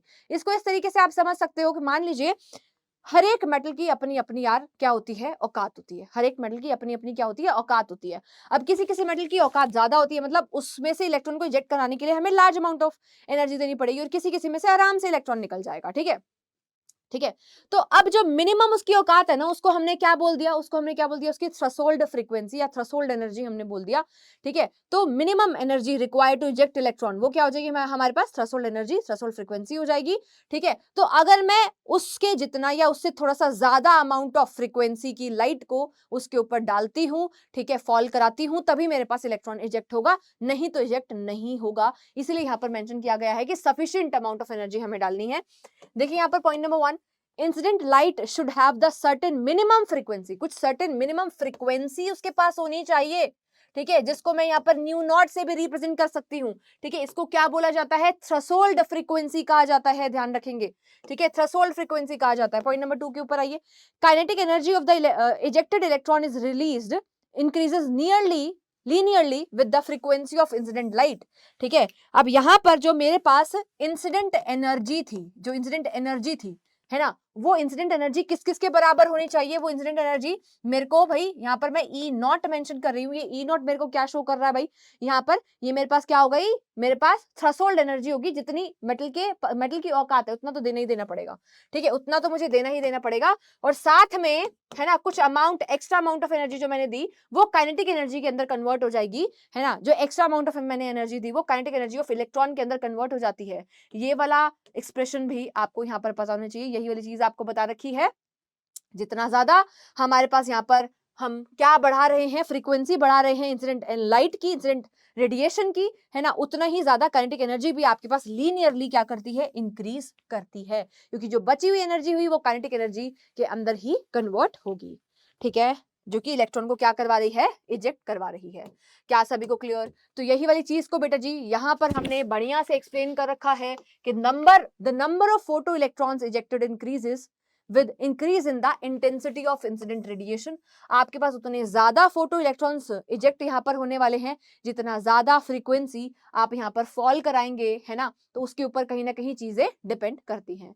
तो यहाँ पर फोटो इलेक्ट्रिक इफेक्ट की एक्सप्रेशन भी आपको यहाँ पर पता होनी चाहिए। ठीक है, हमने यार लिखा यहाँ पर क्या, E is equal to e not plus में मैंने क्या बोला यार, काइनेटिक एनर्जी, ये मैंने यहाँ पर मेंशन करा। अब यहाँ पर आपको पता है E is equal to h nu मेरे पास होता है, यहाँ पर मैंने एच न्यू लिखा।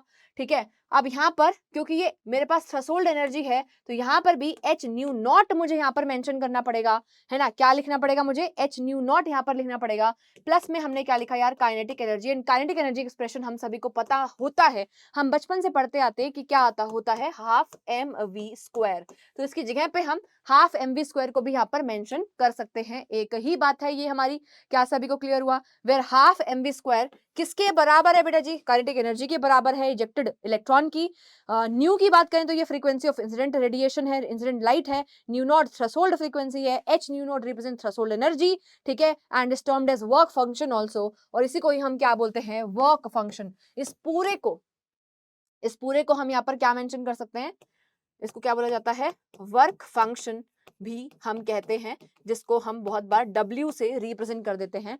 आई होप आप सभी को यहाँ पर ये पूरा की पूरा मैथमेटिकल एक्सप्रेशन भी बढ़िया से समझ में आया है। नेक्स्ट हमारे पास यार आता है black body radiation. Black body radiation के अंदर मैं आपको सिंपल सी बात यहाँ पर बोलना चाहूंगी कि इसके ऊपर ज्यादा डिटेल्स हम फिजिक्स के अंदर पढ़ते हैं, है ना।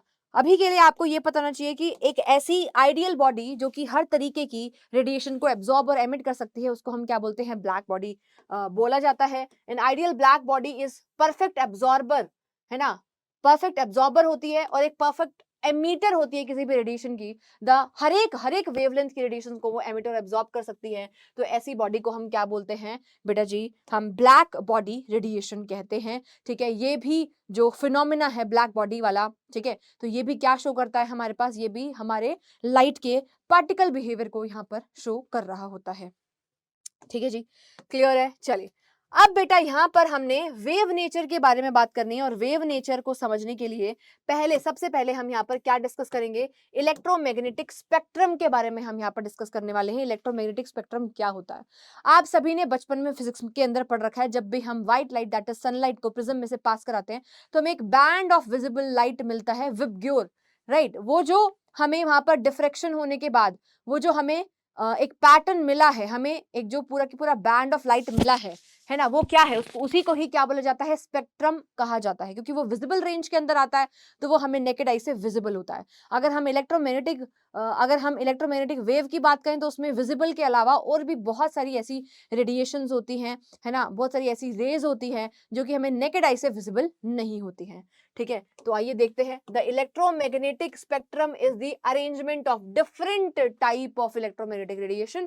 ठीक है, यहाँ पर है ना, हम कह सकते हैं पूरा पूरा पैटर्न है हमारे पास रेडिएशंस का। ठीक है, in the increasing order of wavelength and decreasing order of frequency. ठीक है, तो यहाँ पर हमने एक ऑर्डर के अंदर अरेंजमेंट कर रखा है हमारे इलेक्ट्रोमैग्नेटिक रेडिएशंस का, तो ये चीज आपको यहाँ पर ध्यान रखनी है। इसके अंदर हम एक ट्रिक भी आपको बताते हैं जो कि क्या होती है? CGX UVIMR। ठीक है, R for your radio waves. R का मतलब क्या है? Radio waves. M का मतलब है माइक्रोवेव्स। I का मतलब है इंफ्रारेड वेव्स। V का मतलब है विजिबल रेंज। U का मतलब हो गया अल्ट्रावायलेट। X का मतलब हो गया एक्स रेज। G का मतलब हो गया गामा रेज। C का मतलब हो गया यहाँ पर कॉस्मिक रेज। C का मतलब क्या हो गया यहाँ पर? कॉस्मिक रेज हो गया है। ठीक है, अब यहाँ पर इसको याद कैसे कर सकते हैं हम? यहाँ पर कैसे याद करेंगे? देखिए यहाँ पर कैसे याद करेंगे इसको हम? आप 3-4 बार ये वाली लाइन बोलकर देखेंगे ना, CGX UVIMR। क्या? CGX UVIMR, आपको ये याद हो जाएगा। और एक और तरीका भी हमारे पास, देखिए ऐसे याद कर सकते हैं इसको, गाड़ी XUV इन माई रेंज। इस तरीके से भी आप इसको याद कर सकते हैं। और जब बेटा जी हम यहाँ पर कॉस्मिक रेज से और रेडियो वेव्स की तरफ बढ़ रहे होते हैं तो हमारे पास फ्रीक्वेंसी जो है वो क्या कर रही होती है? डिक्रीज कर रही होती है ना। फ्रीक्वेंसी हमारे पास क्या कर रही होती है? डिक्रीज कर रही होती है। जबकि अगर हम वेवलेंथ की बात करें तो वेवलेंथ के साथ यहाँ पर अपोजिट हो जाएगा। ठीक है, फ्रीक्वेंसी यहाँ से यहाँ रेडियो वेव की तरफ जाते टाइम हमारे पास डिक्रीज कर रही है, तो वेवलेंथ हमारे पास क्या करती चली जाएगी? यहाँ पर बढ़ती चली जाती है। ठीक है, अब यहाँ पर V का मतलब है यार कंप्लीट विजिबल रेंज, जो हमको नेकेड आई से विजिबल था, यानी कि विबग्योर की यहाँ पर बातें की गई हैं। ठीक है, और यहाँ पर भी है ना, अगर हम देखें विबग्योर के अंदर भी वॉयलेट से रेड की तरफ अगर हम जाते हैं तो हमारे पास वेवलेंथ बढ़ती है और फ्रीक्वेंसी क्या करती है? डिक्रीज करती है। इसके ऊपर, इस वाली बात के ऊपर काफी सारे लॉजिकल क्वेश्चंस हमसे पूछे जाते हैं पेपर के अंदर, तो ये आपको पता होना चाहिए।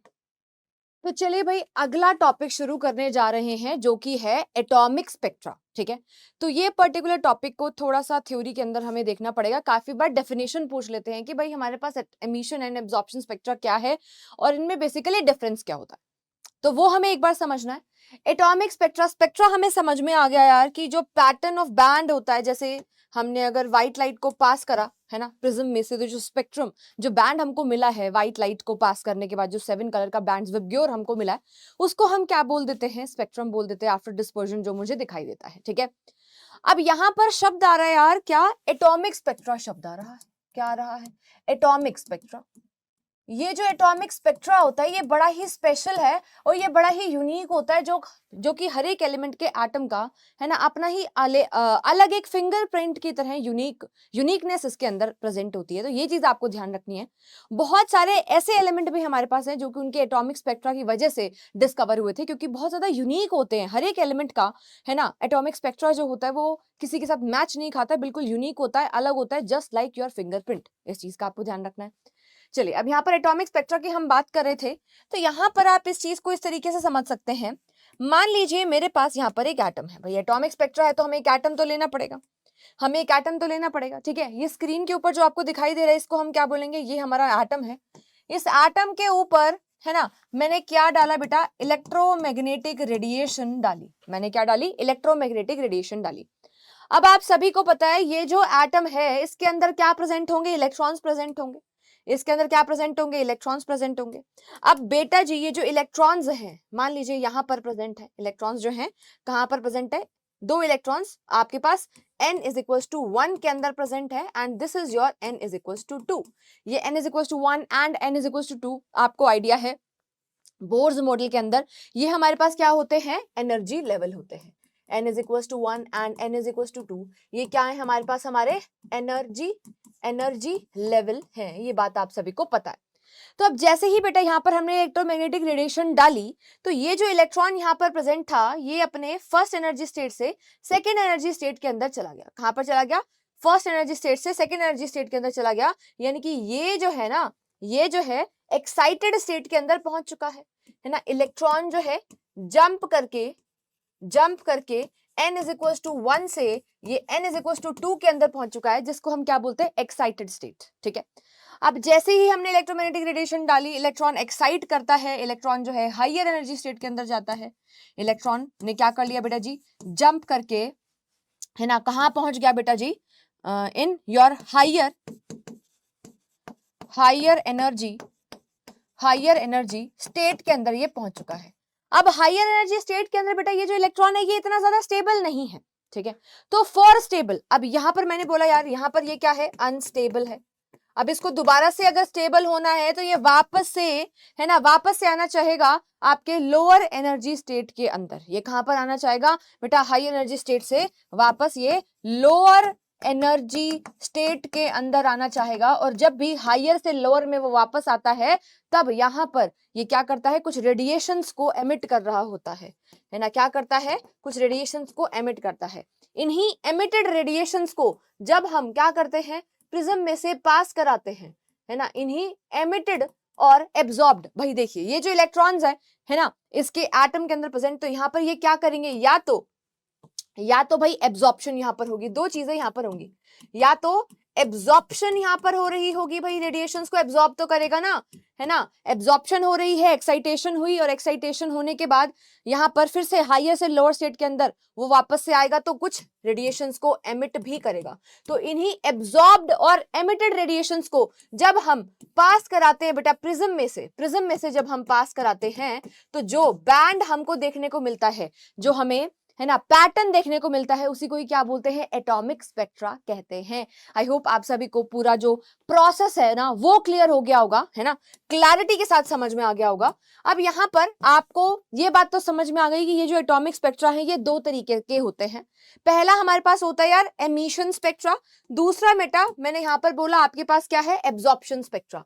एमिशन नाम से समझ में आ रहा है कि जब हम एमिटेड रेडिएशंस को प्रिज्म में से पास करेंगे, है ना, तो हमारे पास जो पैटर्न हमको दिखने वाला है उसको हम एमिशन स्पेक्ट्रा बोलते हैं। यहाँ पर देखिए, analysing the radiation emitted by the atomic species, जो एटॉमिक स्पीसीज ने रेडिएशंस को एमिट करा है उसको पास करने के बाद जो हमें स्पेक्ट्रम मिलता है उसको हम क्या बोलते हैं बेटा जी, एटॉमिक एमिशन स्पेक्ट्रा कहा जाता है। एंड ये लाइन स्पेक्ट्रा भी है, ऐसा भी इसको लाइन स्पेक्ट्रम भी बोला जाता है। ऐसा क्यों कहा जाता है, जब आप इसकी इमेज को देखेंगे, है ना, तो यहाँ पर आपको क्या देखने को मिलेंगी, ब्लैक पीछे बैकग्राउंड के ऊपर कुछ कुछ कलर्ड लाइंस विजिबल होती हैं। ये हमारे पास क्या होता है, हमारा एमिशन स्पेक्ट्रा होता है। वहीं पे अगर मैं एब्जॉर्प्शन स्पेक्ट्रा की बात करती हूँ तो यहाँ पर अब एब्जॉर्प्शन की बातें होने वाली हैं। जैसे ही हमने कोई कोल्ड गैस ली बेटा, उसके ऊपर अगर मैंने इलेक्ट्रोमैग्नेटिक रेडिएशन डाली या इलेक्ट्रिक डिस्चार्ज करवाया, ठीक है, तो वो एब्जॉर्ब कर लेगा कुछ रेडिएशंस को फॉर द एक्साइटेशन, फॉर कौन सी वाली वेवलेंथ्स को वो एब्जॉर्ब करेगा, जिनके कॉरस्पॉन्डिंग हमारे पास एक्साइटेशन ऑफ इलेक्ट्रॉन होने वाली है, ठीक है। अब यहाँ पर जो एब्जॉर्ब हो गई, ठीक है, जितनी भी बच गई ना आफ्टर एब्जॉर्प्शन, जितनी एब्जॉर्ब होनी थी हो गई। लेफ्ट रेडिएशंस को हमने कहाँ डाला, प्रिज्म के ऊपर डाला, जो हमको वहां से क्या मिलता है बेटा, पैटर्न मिलता है, उसको हम एब्जॉर्प्शन स्पेक्ट्रम बोलते हैं। अब मैंने क्या बोला यार, लेफ्ट को हमने डाला, बची हुई को जो एब्जॉर्ब हो गई उसके उसके कॉरस्पॉन्डिंग कोई पैटर्न हमको नहीं मिलना चाहिए, है ना, राइट। तो इसी वजह से कलर बैंड के ऊपर कुछ कुछ ब्लैक लाइंस हमको यहाँ पर दिखाई देती हैं। तो ये जो ब्लैक लाइंस विजिबल हो रही हैं, है ना, इसका मतलब उनसे रिलेटेड वेवलेंथ यहाँ से मिसिंग है। क्यों? क्योंकि वो एब्जॉर्ब हो चुकी है, ठीक है, क्योंकि वो एब्जॉर्ब हो चुकी है। इसी को क्या बोलते हैं? एब्जॉर्प्शन स्पेक्ट्रा बोलते हैं। तो देखिए यहाँ पर आपको ये वाला कीवर्ड जरूर मेंशन करना है, ठीक है। The spectrum obtained by the selective absorption of certain wavelength. कुछ वेवलेंथ जो है, सर्टेन वेवलेंथ क्या हो जाती हैं? एब्जॉर्ब हो जाती हैं, ठीक है। तो ऐसे स्पेक्ट्रम को हम क्या बोलते हैं? हम एब्जॉर्प्शन स्पेक्ट्रम बोलते हैं, ठीक है। अब यहाँ पर भाई हाइड्रोजन स्पेक्ट्रा की अगर मैं बात करूं तो आपको कुछ बातें यहाँ पर ध्यान रखनी है। आप सभी को पता है यहाँ पर रेडबर्ग फॉर्मूला हम यहाँ पर पढ़ते हैं, है ना, बामर फॉर्मूला हम यहाँ पर पढ़ते हैं। तो हमारे पास अलग अलग, है ना, जब भी हमको बात करनी हो, है ना, कि हमारे पास कौन कौन सी स्पेक्ट्रल लाइंस यहाँ पर हैं, है ना, सीरीज कौन कौन सी हैं, तो आपको पता है कुछ नाम इंपॉर्टेंट, जैसे कि लेमन सीरीज, इसका आपको ये पता होना चाहिए कि रीजन कौन सा है। Balmer series, Paschen Brackett Pfund series, आपको सिर्फ और सिर्फ बामर सीरीज ही विजिबल होती है। बाकी लेमन सीरीज की बात करूं तो ये अल्ट्रावायलेट रीजन के अंदर होती है। बाकी बची हुई तीनों किसके अंदर होती है बेटा जी? आपके पास IR रीजन के अंदर होती है, इंफ्रारेड रीजन के अंदर होती है। अब यहाँ पर जब भी आपको, है ना, जब भी आपको क्या निकालना है बेटा? वेवलेंथ निकालनी होगी, है ना, आपको क्या कैलकुलेट करना होगा? वेवलेंथ ऑफ स्पेक्ट्रल लाइन अगर निकालना है तो हम किस तरीके से निकालते हैं? रेडबर्ग फॉर्मूला से निकालेंगे, जो कि ये है, राइट। अब यहाँ पर हमने क्या करा है भाई? न्यू बार, दैट इज ये आपका क्या है? Wave number which is equal to 1 upon में लैम्डा। फॉर्मूला आपके पास क्या हो जाएगा? रेडबर्ग कांस्टेंट R, जिसकी वैल्यू आपको यहाँ पर ध्यान रखनी है, ठीक है, जो कि है 109677। ये वैल्यू, ये कांस्टेंट की वैल्यू आपको लर्न होनी चाहिए, ठीक है। एंड यहाँ पर 1 अपॉन में n1 स्क्वायर माइनस 1 अपॉन में n2 स्क्वायर हम यहाँ पर करने वाले हैं। अब हमें ये समझना है यार कि n1 स्क्वायर क्या है और n2 स्क्वायर क्या है। तो जब भी बेटा जी यहाँ पर, है ना, आपको लेमन सीरीज दे रखा होगा तो उस केस में हमारे पास n1 की वैल्यू 1 हो जाएगी, है ना।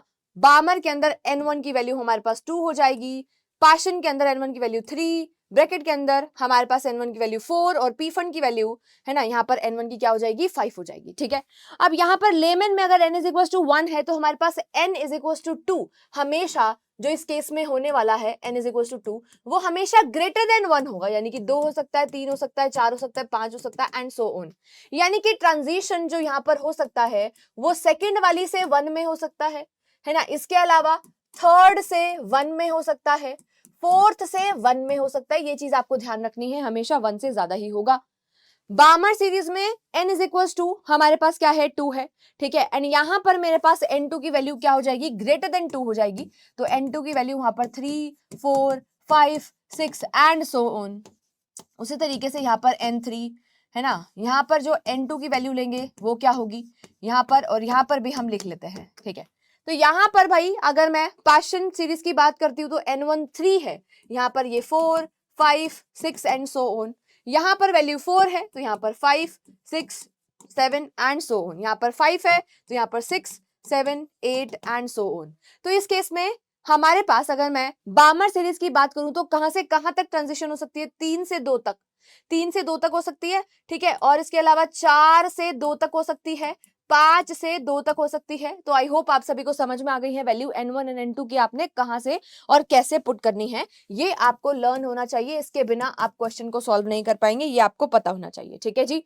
चलिए इस तरीके से भी हम इसको रिप्रेजेंट करते हैं हमारी सारी स्पेक्ट्रल लाइंस को, ठीक है जी। अब सारे के सारे ट्रांजिशंस यहाँ पर आपको दिखा रखे हैं n इज इक्वल टू 2 से 1 के अंदर, फिर n इज इक्वल टू हमारे पास 3 से, है ना, 3 से कहां पर ट्रांजिशन दिखा रखा है? n इज इक्वल टू 1 के अंदर दिखा रखा है। ये अल्ट्रावायलेट रीजन है हमारे पास, ठीक है। एंड हमारे पास अगर हम बामर सीरीज की बात करते हैं, है ना, अगर हम बामर सीरीज की बात करें तो विजिबल बाकी सारी की सारी हमारे पास क्या होंगी? इंफ्रारेड होंगी।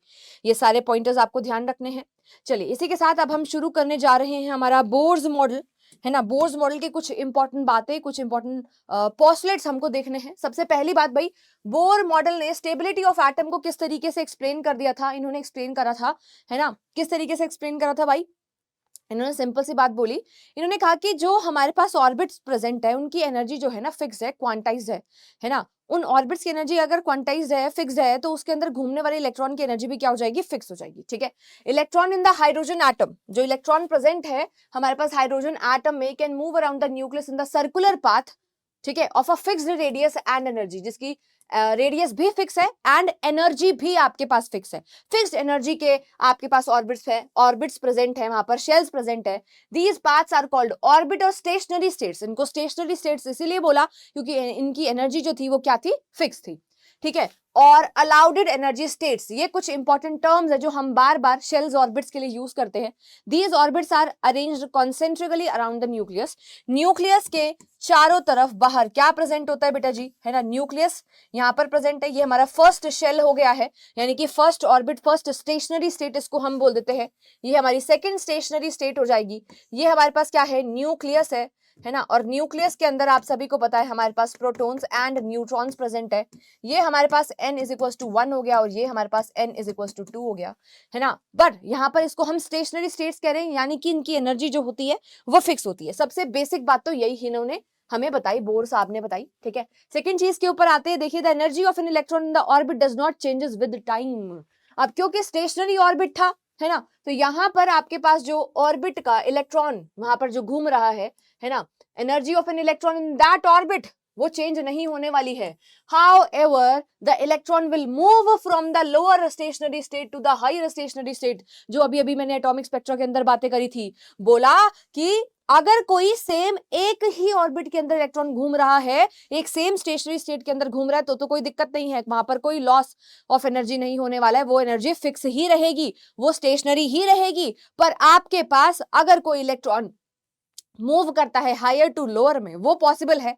यानी कि electron n is equal to 1 से n इज इक्वल टू 2 के अंदर जंप कर सकता है, वो लोअर स्टेशनरी स्टेट से हायर स्टेशनरी स्टेट के अंदर जा सकता है जब भी एनर्जी की रिक्वायर्ड होगी, है ना। तो यहाँ पर इस वाले पॉइंटर को सभी बच्चे मार्क कर लेंगे भाई, आइए इंपॉर्टेंट मार्क करेंगे। Electron will move from lower stationary state to the higher stationary state when required amount of energy is absorb. जब पर्टिकुलर अमाउंट ऑफ एनर्जी को एब्जॉर्ब करेगा, है ना, तो वो लोअर से हायर एनर्जी स्टेट के अंदर जाएगा। जैसे मैंने बोला कि हमने इलेक्ट्रिक डिस्चार्ज दिया तो वो एक्साइटेड स्टेट के अंदर चला गया, या हमने बोला कि जब हमने इलेक्ट्रोमैग्नेटिक रेडिएशंस उसके ऊपर फॉल कराई तो वो फिर लोअर से हायर एनर्जी स्टेट के अंदर चला गया।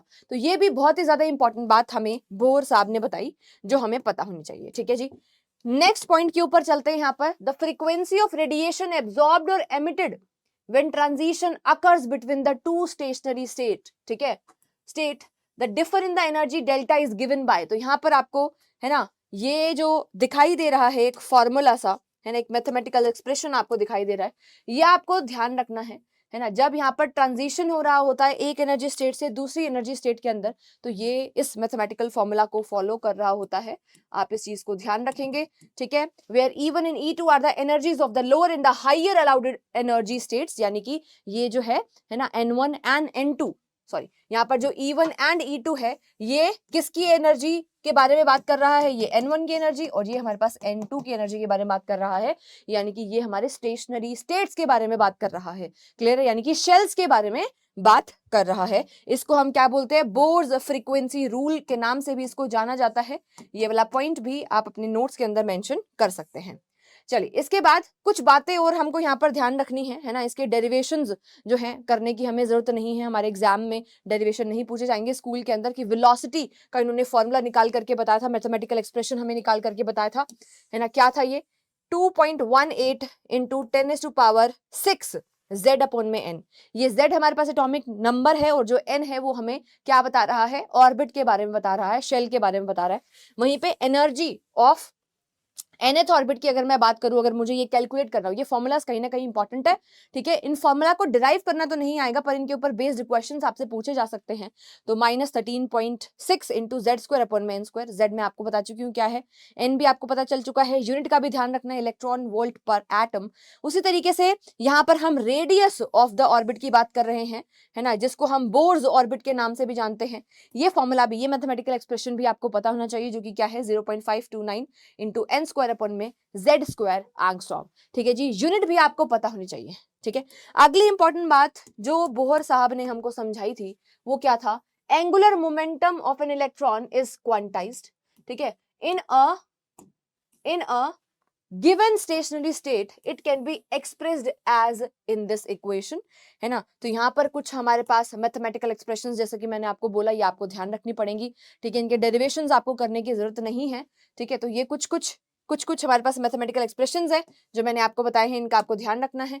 नेक्स्ट यहाँ पर डिस्कशन करते हैं, है ना, कि भाई बोर मॉडल का जो लिमिटेशन था वो क्या रहा, फिर क्यों हम क्वांटम मैकेनिकल मॉडल की डेवलपमेंट पढ़ेंगे, हमें क्या जरूरत पड़ गई कि हम क्वांटम मैकेनिकल मॉडल को पढ़ें, है ना। तो इसलिए भाई यहाँ पर कुछ लिमिटेशंस है हमारे पास बोर मॉडल की जो हमें जाननी है। सबसे पहली बात तो यार ये थी कि हाइड्रोजन जो था हमारे पास, जो लाइटेस्ट एटम है हाइड्रोजन एटम, उसी के ऊपर hydrogen and hydrogen like species के ऊपर आपका बोहर मॉडल एप्लीकेबल था और किसी के ऊपर भी नहीं एप्लीकेबल हो रहा था, यानी कि वन इलेक्ट्रॉन सिस्टम के लिए आपके पास बोर का मॉडल एप्लीकेबल था, बाकियों पे नहीं लग रहा था। ये सबसे बड़ी बात थी, ठीक है, जो आपको पता होनी चाहिए, जो आपको ध्यान रखनी है, ठीक है। It fails to account for the finer details को वो नहीं बता पाया था, ठीक है। डबलेट अगर कहीं पर मिल रहा है, ठीक है, that is a two closely spaced lines अगर आपको किसी जगह पर मिल रही हैं, एटॉमिक स्पेक्ट्रा को ढंग से एक्सप्लेन नहीं कर पाया था। हाइड्रोजन एटम के स्पेक्ट्रम के अंदर अगर कोई डबलेट मिल रहा है तो उसको किस तरीके से एक्सप्लेन करें, वो नहीं बता पा रहा था। वो बहुत सारी ऐसी चीज थी, ठीक है, जैसे कि स्प्लिटिंग ऑफ स्पेक्ट्रल लाइंस के बारे में वो हमें इंफॉर्मेशन नहीं दे पाए थे, जीमन इफेक्ट को एक्सप्लेन नहीं कर पाए थे, है ना, और स्टार्क इफेक्ट को एक्सप्लेन नहीं कर पाए थे। ये इंपॉर्टेंट है, ये दोनों, है ना, इसके ऊपर क्वेश्चन कई बार पूछ लिया जाता है, ये आपको पता होना चाहिए। It could not explain the ability of atom to form the molecule by the chemical bonds, ठीक है, और फॉर्मेशन ऑफ केमिकल बॉन्ड्स के बारे में भी ज्यादा डिटेल में वो एक्सप्लेन नहीं कर पाए थे। तो ये कुछ हमारे पास इसके क्या है, एक्सेप्शंस है जो पता होने चाहिए। इसी के साथ now we will move to the de Broglie wavelength and your जिसको हम बोलते हैं हप, that is your Heisenberg uncertainty principle. ये दोनों के दोनों बेटा जी हमारे पास हम कह सकते हैं पाथवे हैं, या फिर हम कह सकते हैं डेवलपमेंट है। किस चीज की, किसके डेवलपमेंट में हेल्प कर रही है, हमें क्वांटम मैकेनिकल मॉडल के डेवलपमेंट के अंदर हेल्प कर रही है, ठीक है। तो सबसे पहले डी ब्रोगली साहब आए और उन्होंने कहा dual nature of the matter के डुअल नेचर के बारे में बोला। अभी तक हम लाइट के, है ना, डुअल नेचर के बारे में बात कर रहे थे कि जो लाइट होती है हमारे पास वो पार्टिकल एंड वेव लाइक दोनों होती है ना। पर डी ब्रोगली साहब ने कहा कि जो मैटर है ना उसके भी दोनों बिहेवियर होते हैं, पार्टिकल लाइक भी एंड वेव लाइक भी। अगर यहाँ पर कोई बॉल को थ्रो करती हूं मैं तो उस बॉल का भी, है ना, पार्टिकल एंड वेव बिहेवियर दोनों हैं। बट फिर भी आपको बहुत जो बड़ी ऑब्जेक्ट होती है, मैक्रोस्कोपिक ऑब्जेक्ट है, मान लो रोड के ऊपर कोई ट्रक जा रहा है तो वो तो वेव लाइक आपको मूव करता हुआ नहीं दिखाई देता। इसका रीजन क्या है? इसका रीजन है बेटा जी मास, है ना। डी ब्रोगली साहब ने एक वेवलेंथ, एक फॉर्मूला, एक मैथमेटिकल एक्सप्रेशन हमें दी जो कि क्या कहता है, lambda is equal to h upon में एम वी, राइट। ये एम वी मेरे पास क्या है बेटा जी, है ना, मोमेंटम है, लीनियर मोमेंटम है, p is equal to m v से ये आया है, ठीक है। तो यहाँ पर हमारे पास मास एंड वेवलेंथ को अगर हम देखिए यार, ये इनवर्स रिलेशन के अंदर है। अगर किसी ऑब्जेक्ट का मास बहुत ज्यादा है तो उसकी वेवलेंथ अपने आप ही कम हो जाएगी, इतनी कम हो जाएगी कि आप उसको डिटेक्ट कर ही नहीं सकते हो, ठीक है। अब यहाँ पर इस फॉर्मूला के ऊपर बेस्ड काफी बार क्वेश्चंस आपसे पूछे जाते हैं भाई एग्जाम के अंदर, ये फॉर्मूला भी आपको पता होना चाहिए, ठीक है। तो डी ब्रोगली साहब ने डुअल नेचर ऑफ मैटर को एक्सप्लेन करा और वहीं पे हाइजेनबर्ग अनसर्टेनिटी प्रिंसिपल भी इंपॉर्टेंट है। इसकी मैथमेटिकल एक्सप्रेशन कई बार लिखवा ली जाती है बेटा डायरेक्टली, है ना, एमसीक्यू के अंदर या आपको 1 मार्कर 2 मार्कर क्वेश्चन के अंदर सब्जेक्टिव क्वेश्चंस में भी ये लिखवाई जा सकती है, आपको याद होनी चाहिए। According to Heisenberg uncertainty principle ये पॉसिबल था ही नहीं कि हम इलेक्ट्रॉन की पोजीशन एंड उसका मोमेंटम, है ना, साइमल्टेनियसली बता पाए, ठीक है। ये अनसर्टेन चीज थी, यहाँ पर क्या था, कुछ अमाउंट ऑफ अनसर्टेनिटी था, ठीक है। तो हम एग्जैक्ट पोजीशन बता ही नहीं सकते इलेक्ट्रॉन की। तो अभी तक जो हम बोलते आ रहे थे बोर ऑर्बिट के अंदर की इलेक्ट्रॉन जो है इस ऑर्बिट में प्रेजेंट है ना, n इज इक्वल टू 1 में प्रेजेंट है, k शेल में प्रेजेंट है, l शेल में प्रेजेंट है। तो हमने कैसे बता दिया भाई एग्जैक्ट पोजीशन, फिर, है ना, हमने एग्जैक्ट पोजीशन कैसे बताया?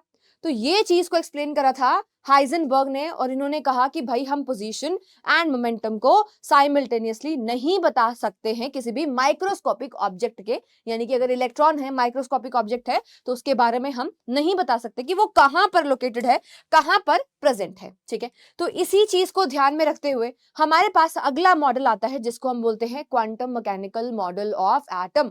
अब ये जो quantum mechanical model of atom होता है ना, तो ये जो पर्टिकुलर मॉडल है ये एक 3D मॉडल है, पहली बात तो।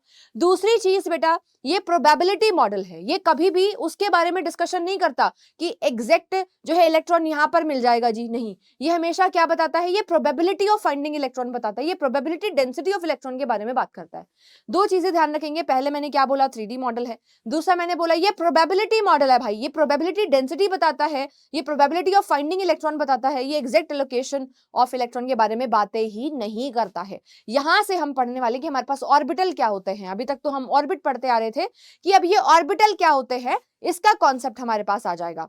ठीक है, अब यहाँ पर एक स्क्रूडिंजर वेव इक्वेशन है ना, स्क्रूडिंजर हमारे पास एक साइंटिस्ट थे जिन्होंने स्क्रूडिंजर वेव इक्वेशन दी थी, एंड उस इक्वेशन के सॉल्यूशन से हमें 3 क्वांटम नंबर्स मिले थे, है ना, क्या मिले थे, 3 क्वांटम नंबर्स मिले थे, और 4th क्वांटम नंबर जो था वो इसका सॉल्यूशन नहीं था। 4th क्वांटम नंबर कौन सा है हमारे पास, स्पिन क्वांटम नंबर है, and spin quantum number is not the solution of Schrodinger wave equation. ये पॉइंट आपको यहाँ पर ध्यान रखना है। ठीक है, और इन चारों क्वांटम नंबर से हम एग्जैक्ट एड्रेस ऑफ इलेक्ट्रॉन बता सकते हैं। ठीक है, जैसे तुम कहाँ रहते हो, है ना, ये कैसे पता चलेगा अब मुझे, तुम पहले मुझे बताओगे कि भाई मैं इंडिया में रहता हूँ या रहती हूँ, है ना, फिर तुम मुझे बताओगे कि इस शहर में, इस स्टेट के अंदर हम रहते हैं, इस कॉलोनी में रहते हैं, है ना, और कॉलोनी में भी वार्ड नंबर हमारा ये है, या किसी सोसाइटी में रहते हो तो उस सोसाइटी के इस ब्लॉक के अंदर तुम रहते हो। ठीक है, उस ब्लॉक के भी, है ना, कौन से फ्लैट में तुम रहते हो मुझे पता होना चाहिए, उस फ्लैट में भी तुम अपने स्टडी रूम में मुझे मिलोगे, है ना। तो वही वाली बात है, एग्जैक्ट एड्रेस, कंप्लीट एड्रेस बताने के लिए मेरे पास होते हैं क्वांटम नंबर्स, जिसमें सबसे पहले हम डिस्कशन करने वाले हैं हमारे प्रिंसिपल क्वांटम नंबर का। ठीक है, तो प्रिंसिपल क्वांटम नंबर को हम n से रिप्रेजेंट करते हैं। क्या बताता है ये, determines the energy of electron and the average distance of electron from the nucleus, यानी कि ये हमें एटम के रेडियस, दैट इज एटम के साइज के बारे में बताता है, और वहीं पे ये कहीं ना कहीं हमें किसके बारे में बताता है, एनर्जी ऑफ इलेक्ट्रॉन के बारे में भी बताता है, जिसको हम किससे रिप्रेजेंट करते हैं, n से रिप्रेजेंट करते हैं। किससे रिप्रेजेंट करते हैं, n से रिप्रेजेंट करते हैं, ध्यान रखना। This quantum number tell us in which principal energy level, और we can say shell, the electron is present, कौन से वाले शेल के अंदर, कौन से वाले एनर्जी लेवल के अंदर इलेक्ट्रॉन प्रेजेंट है ना। तो ये हमें कौन बताता है, प्रिंसिपल क्वांटम नंबर बताता है। ठीक है, it can have any whole number value such as 1 2 3 4, ये जो वैल्यूज होती है ये कभी भी फ्रैक्शनल नहीं हो सकती, ना ही डेसिमल के अंदर होंगी। अगर मैं यहाँ पर प्रिंसिपल क्वांटम नंबर की वैल्यू लिखती हूँ तो ये 1 2 3 4 5 एंड सो ऑन होनी चाहिए। कभी भी ये वैल्यू 0 नहीं होगी, फ्रैक्शनल नहीं होगी, डेसिमल के अंदर नहीं होगी। इस चीज का आपको यहाँ पर ध्यान रखना है। ठीक है जी, चलिए अब ये बहुत ही कुछ इंपॉर्टेंट बातें यहाँ पर आने वाली हैं जो आप सभी को यहाँ पर ध्यान रखनी है। पहली इंपॉर्टेंट बात तो हमारे पास ये आ रही है कि भाई greater the value of n, जितनी ज्यादा प्रिंसिपल क्वांटम नंबर की वैल्यू ज्यादा होगी उतना ही ज्यादा डिस्टेंस फ्रॉम द न्यूक्लियस ज्यादा हो जाएगा। दैट इज, हम कह सकते हैं यार कि आपका रेडियस उतना ज्यादा हो जाएगा और एटम जो साइज है वो उतना ज्यादा बड़ा होता चला जाएगा। ठीक है, नेक्स्ट इंपॉर्टेंट बात जो यहाँ पे हमें कंक्लूजन के फॉर्म में ध्यान रखनी है हमेशा, वो ये है कि greater the value of n, जितना ज्यादा आपके पास n की वैल्यू ग्रेटर है, बड़ी है, उतनी ज्यादा आपके पास एनर्जी ऑफ द शेल भी होती चली जाएगी, डायरेक्टली प्रोपोर्शनल है। क्या ये बात सभी को क्लियर हो रही है? ये फॉर्मूला हमने बोर्स मॉडल के अंदर भी देखा था, है ना। तो इस चीज का भी आपको यहाँ पर ध्यान रखना है। एनर्जी बढ़ती है ना, तो आपके पास जो है नंबर ऑफ शेल्स बढ़ते हैं, n बढ़ता है तो एनर्जी भी आपके पास बढ़ती है। ठीक है, तो हमारे पास E4 की वैल्यू ज्यादा होगी E3 से, E3 की ज्यादा होगी E2 से, E2 की ज्यादा होगी E1 से। ये बात आपको ध्यान रखनी है। Number of electron in a particular shell, किसी भी पर्टिकुलर शेल के अंदर जो इलेक्ट्रॉन्स आएंगे वो किसके बराबर आते हैं, वो 2n² के बराबर आते हैं। बचपन में आपने जो 2n² रूल पढ़ रखा है ये वही वाला रूल है। ठीक है, चलिए इसके बाद सेकंड क्वांटम नंबर हमारे पास आ रहा है जिसको हम बोलते हैं एजीमुथल क्वांटम नंबर, और इसको हम रिप्रेजेंट कर रहे होते हैं बेटा जी L से। एजीमुथल क्वांटम नंबर की जो वैल्यू होती है वो 0 to n-1 के बीच में लाई करती है। ये बात आपको ध्यान रखनी है, 0 to n-1। n यहाँ पर मेरे पास क्या है, प्रिंसिपल क्वांटम नंबर है। अब यहाँ पर ये क्या क्या रिप्रेजेंट करता है, ये हमें सबशेल के बारे में बताता है, एंगुलर मोमेंटम के बारे में बताता है। ये बात भी आपको यहाँ पर ध्यान रखनी है। ठीक है, ये बात भी यहाँ पर आपको क्या रखनी है भाई, ध्यान रखनी है। क्या सभी को समझ में आया? चलिए अब यहाँ पर मेरे पास अगर मैं क्या लिखती हूँ यार, L इज इक्वल टू 0 है ना, L इज इक्वल टू 1 है, L इज इक्वल टू 2 है। अगर L इज इक्वल टू 0 है तो ये मेरे को S सबशेल के बारे में बता रहा है ना। जो S सबशेल है उसके लिए L इज इक्वल टू 0 होता है ना। P सबशेल के लिए मेरे पास L इज इक्वल टू 1 होता है, और D सबशेल के लिए मेरे पास L इज इक्वल टू क्या होता है, 2 होता है। ये वाला टेबल आप यहाँ पर ध्यान रखेंगे, ये वैल्यूज आपको यहाँ पर पता होनी चाहिए, ठीक है जी। क्लियर है, सभी को समझ में आ गई बात। जैसे फॉर एग्जाम्पल अगर मैंने बोला यार मेरे पास n इज इक्वल टू 2 है, मेरे पास प्रिंसिपल क्वांटम नंबर क्या है, 2 है। क्लियर है। For n is equal to 2 मेरे को अगर l की वैल्यू निकालनी है, मेरे को एजिमुथल क्वांटम नंबर की वैल्यू निकालनी है, तो ये 0 टू n माइनस 1 होता है। तो ये 0 टू मेरे पास क्या हो जाएगा, 2 माइनस 1 दैट इज 1 हो जाएगा। तो यहाँ पर वैल्यू मेरे पास 0 एंड 1 हो जाएगी, किसकी, l की। क्या सभी को क्लियर हुआ? क्या सभी को क्लियर हुआ? यस और नो, यस और नो, समझ में आई बात? जल्दी से इसको नोट डाउन करेंगे। क्या सबने ये नोट डाउन कर लिया भाई? ठीक है, इतनी बात सभी को क्लियर हो गई ना?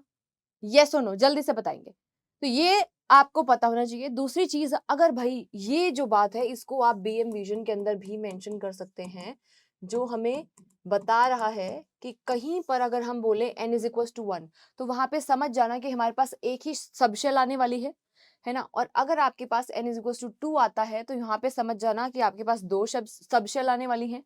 n इज इक्वल टू 3 अगर कहीं पर आता है, यानी कि वहां पे समझ जाना आपके पास 3 सबशेल आएंगी। ये बहुत ही इंपॉर्टेंट कंक्लूजन आपके पास है, ये आपको पता होना चाहिए। Directly you can use, n is equal to 1 है तो एक subshell, n is equal to 2 है तो 2 subshell, n is equal to 3 है तो 3 subshell, n is equal to आपके पास सो ऑन 4 हम लेते हैं तो आपके पास वहां पर 4 सबशेल निकल करके आएंगी। अब हम हमारे अगले क्वांटम नंबर के ऊपर चलते हैं, जो कि हमारे पास मैग्नेटिक क्वांटम नंबर है, जिसको हम कई बार m n l से इस तरीके से रिप्रेजेंट करते हैं। तो अब इसकी जो वैल्यू हमारे पास होती है मैग्नेटिक क्वांटम नंबर की, वो कहां से कहां तक वेरी करती है, -L2 प्लस L तक वेरी करती है। ठीक है, जैसे फॉर एग्जाम्पल अगर मेरे को d सबशेल के लिए क्या निकालना है, मेरे को d सबशेल के लिए निकालना है कि मेरे पास यहाँ पर है ना मैग्नेटिक क्वांटम नंबर की क्या वैल्यू होगी, उस केस में हमने क्या बोला, -L2 प्लस L तक वैल्यू वेरी करती है। फॉर डी सबशेल आप सभी को ये तो पता होगा, फॉर डी सबशेल मेरे पास L की वैल्यू क्या होती थी, 2 होती थी, क्योंकि L की वैल्यू अगर मेरे पास 0 है तो वो S होता है, L की वैल्यू अगर 1 है तो वो P होता है, L की वैल्यू अगर 2 है तो वो क्या होता है, D होता है। यस, तो -L2 प्लस L का मतलब क्या हुआ, -2, फिर मेरे पास -1, फिर 0 को भी आपको इसके अंदर इंक्लूड करना है, +1 एंड +2। तो इस तरीके से ये सारी की सारी वैल्यूज मेरे पास आ जाएंगी, 1 2 3 4 5, टोटल 5 मेरे पास यहाँ पर वैल्यूज आ चुकी है -2 से लेकर +2 तक। या तो आप इस तरीके से इसको निकालेंगे, है ना, -L2 प्लस L, जो आपको ध्यान रखना है। अगर आपको ये पसंद नहीं आ रहा यार, तो हमारे पास एक और फॉर्मूला है, आप 2L + 1 करके भी निकाल सकते हैं, है ना। आपके पास एक और फॉर्मूला भी है, 2L + 1 भी आप यहाँ पर कर सकते हैं। क्या सभी को क्लियर हो रहा है? ठीक है, अब जैसे मेरे को अगेन इस फॉर्मूला से डी सबशेल के लिए निकालना है ना, फॉर डी सबशेल मुझे यहाँ पर कैलकुलेट करना है। ठीक है, क्या मैग्नेटिक क्वांटम नंबर, तो मैंने क्या करा भाई, है ना, मेरे पास D के लिए L की वैल्यू 2 होती है, प्लस में मैंने 1 करा, 4 प्लस में 1 दैट इज यहाँ पर 5 आंसर मेरे पास आ गया। तो 2 फॉर्मूलाज हैं भाई जो आपको यहाँ पर ध्यान रखना है। ठीक है, और दूसरी चीज ये हमें रिप्रेजेंट क्या करता है, ये ओरिएंटेशन ऑफ इलेक्ट्रॉन क्लाउड हमें बताता है, ये हमें ऑर्बिटल के बारे में इंफॉर्मेशन देता है कि टोटल कितने ऑर्बिटल यहाँ पर प्रेजेंट हैं। ठीक है, कितने ऑर्बिटल हमारे पास यहाँ पर प्रेजेंट है, इसके बारे में हमको ये इंफॉर्मेशन देता है। फोर्थ क्वांटम नंबर यार हमारे पास आता है स्पिन क्वांटम नंबर, जो हमें स्पिन ऑफ इलेक्ट्रॉन के बारे में बताता है। किसी भी हमारे पास एक सिंगल ऑर्बिटल के अंदर, एक ऑर्बिटल की अगर मैं बात करती हूँ, तो एक सिंगल ऑर्बिटल के अंदर जो 2 इलेक्ट्रॉन्स हम यहाँ पर भरेंगे, दोनों अपोजिट स्पिन की होनी चाहिए। अगर एक +½ है, यानी कि एक अगर क्लॉकवाइज है, तो दूसरे वाले की जो स्पिन होगी वो -½ दैट इज एंटी क्लॉकवाइज होनी चाहिए। कभी भी सेम स्पिन के 2 इलेक्ट्रॉन एक ऑर्बिटल के अंदर नहीं आ सकते हैं। और मैक्सिमम इलेक्ट्रॉन जो आप फिल कर सकते हो, है ना, किसी भी इन एनी ऑर्बिटल, किसी भी एक ऑर्बिटल के अंदर, वो क्या है, मैक्सिमम 2 ही इलेक्ट्रॉन है, 2 से ज्यादा इलेक्ट्रॉन्स आप नहीं डाल सकते, और वो भी अपोजिट स्पिन के इलेक्ट्रॉन्स ही आपको यहाँ पर डालने पड़ेंगे। दूसरी इंपॉर्टेंट चीज यहाँ पर आपको क्या ध्यान रखनी है कि स्पिन क्वांटम नंबर है, ये स्क्रोडिंजर वेव इक्वेशन का सॉल्यूशन नहीं है। ये बात काफी बार नहीं पता होती बच्चों को, आपको ध्यान रखनी है ना। चलिए, इसी के साथ अब हम कुछ और इंपॉर्टेंट बातों के ऊपर ध्यान देंगे, जैसे कि सबसे पहले मेरे पास ऑर्बिटल क्या होता है, फिर हमारे पास नोड क्या होता है ना। क्या चीज बेटा जी, हमारे पास नोड क्या होता है, ये भी आपको पता होना चाहिए। नोड क्या सभी को समझ में आया, है ना। तो आपके पास अभी तक तो हम ऑर्बिट पढ़ते आ रहे थे, ऑर्बिट यार हमारे पास एक फिक्स्ड एनर्जी स्टेट था, है ना। अब ऑर्बिटल क्या है, ये एक 3 डायमेंशनल स्पेस है। ये क्या है, हमारे पास एक 3D स्पेस है where electron finding probability is maximum, जहां पर इलेक्ट्रॉन मिलने की जो प्रोबेबिलिटी है वो क्या होती है, मैक्सिमम होती है। अब हम नोड की बात करें तो एक ऐसा पॉइंट या ऐसा प्लेन जहां पर इलेक्ट्रॉन मिलने की प्रोबेबिलिटी क्या है, ना के बराबर होती है, 0 होती है, उसको नोड बोलते हैं। ठीक है, नोड की बात करें तो angular node and radial node, दो तरीके के नोड हमारे पास होते हैं। अगर मैं एंगुलर नोड की बात करती हूं तो यहाँ पर हमारे पास फॉर्मूला क्या होगा, अगर आपको कैलकुलेट करना है कहीं पर एंगुलर नोड तो n-l-1 होता है। रेडियल नोड की बात करें तो वो l के बराबर होता है। टोटल नोड निकालना है तो दोनों को ऐड हमने कर दिया, और ऐड करने के बाद हमारे पास क्या आ जाएगा, n माइनस में l आ जाएगा। इस तरीके से आप टोटल नोड भी निकाल सकते हो। भाई अब यहां पर बारी आती है एनर्जी ऑफ इलेक्ट्रॉन, है ना। आपको करनी है इलेक्ट्रॉन्स की फिलिंग, आपको इलेक्ट्रॉनिक कॉन्फ़िगरेशन करनी है, तो आपको एनर्जी ऑफ द, है ना, शेल के बारे में पता होना चाहिए। आपको किस तरीके से फिलिंग करनी है, उसमें एनर्जी लेवल्स का बहुत ज्यादा ध्यान रखना होता है। तो यहाँ पर दो केस के हिसाब से हम यहाँ पर एनर्जी को देखने वाले हैं, case number 1 and case number 2। Case number 1 के अंदर यहाँ पर हम सिंगल इलेक्ट्रॉन सिस्टम की बातें कर रहे हैं, जैसे कि hydrogen and hydrogen like species के बारे में। तो इन केस ऑफ दैट यहां पर हम क्या देखने वाले हैं, प्रिंसिपल क्वांटम नंबर देखेंगे। जितना ज्यादा वैल्यू n की लोअर होगी उतनी ही ज्यादा एनर्जी हमारे पास कम होने वाली है। Lower the value of n से डायरेक्टली प्रोपोर्शनल होगा हमारे पास एनर्जी। ठीक है जी, in case of single electron system के केस में, जैसे कि hydrogen and hydrogen like species, जैसे कि hydrogen and hydrogen like species. Clear है। तो यहां पर आप देखिए 1s से ज्यादा एनर्जी 2s की, क्योंकि प्रिंसिपल क्वांटम नंबर यहां पर ज्यादा है। फिर 2s और 2p की हमने बराबर रखी है क्योंकि यहां पर प्रिंसिपल क्वांटम नंबर सेम है। फिर यहां पर 3s की एनर्जी ज्यादा है 2p से, क्योंकि प्रिंसिपल क्वांटम नंबर ज्यादा है। क्लियर है, क्या ये बात सभी को समझ में आ रही है। ये पर्टिकुलर केस 1 हमने देखा है फॉर सिंगल इलेक्ट्रॉन सिस्टम। अगर आपके पास यहाँ पर हाइड्रोजन से कोई बड़ा एटम है जिसके अंदर मल्टीपल इलेक्ट्रॉन्स प्रेजेंट है, उस केस में हम यहाँ पर n+l रूल सबसे पहले यहाँ पर लगाने वाले हैं। कौन सा रूल लगाएंगे, n+l रूल लगाएंगे, जिसके बेसिस पर हम एनर्जी को चेक करेंगे। पर अगर हमारे पास n+l की वैल्यू सेम आती है देन हम दोबारा रूल नंबर 1, केस नंबर 1 को फॉलो करेंगे। यानी कि अगर n+1 हमारे पास n+ में l की जो वैल्यू है वो सेम आ गई, बराबर आ गई, उस केस में कैसे चेक करें। अब जितनी ज्यादा लोअर वैल्यू n की होगी उतनी ही एनर्जी आपके पास कम होती है। ठीक है, तो केस नंबर 2 को भी यहाँ पर आपको ध्यान रखना है। इसी के साथ अब हम चलने वाले हैं, है ना, इलेक्ट्रॉनिक कॉन्फ़िगरेशन के कुछ रूल्स हमारे पास हैं। जैसे कि सबसे पहला रूल हमारे पास आता है आफ-बाउ रूल, जो कि हमें कहता है electrons are filled always in increasing order of their energy. Energy के बेसिस पर आपको इलेक्ट्रॉन्स को फिल करना है, पहले लोअर एनर्जी, फिर हाई एनर्जी स्टेट, फिर आगे आगे आगे इलेक्ट्रॉन्स की फिलिंग होगी।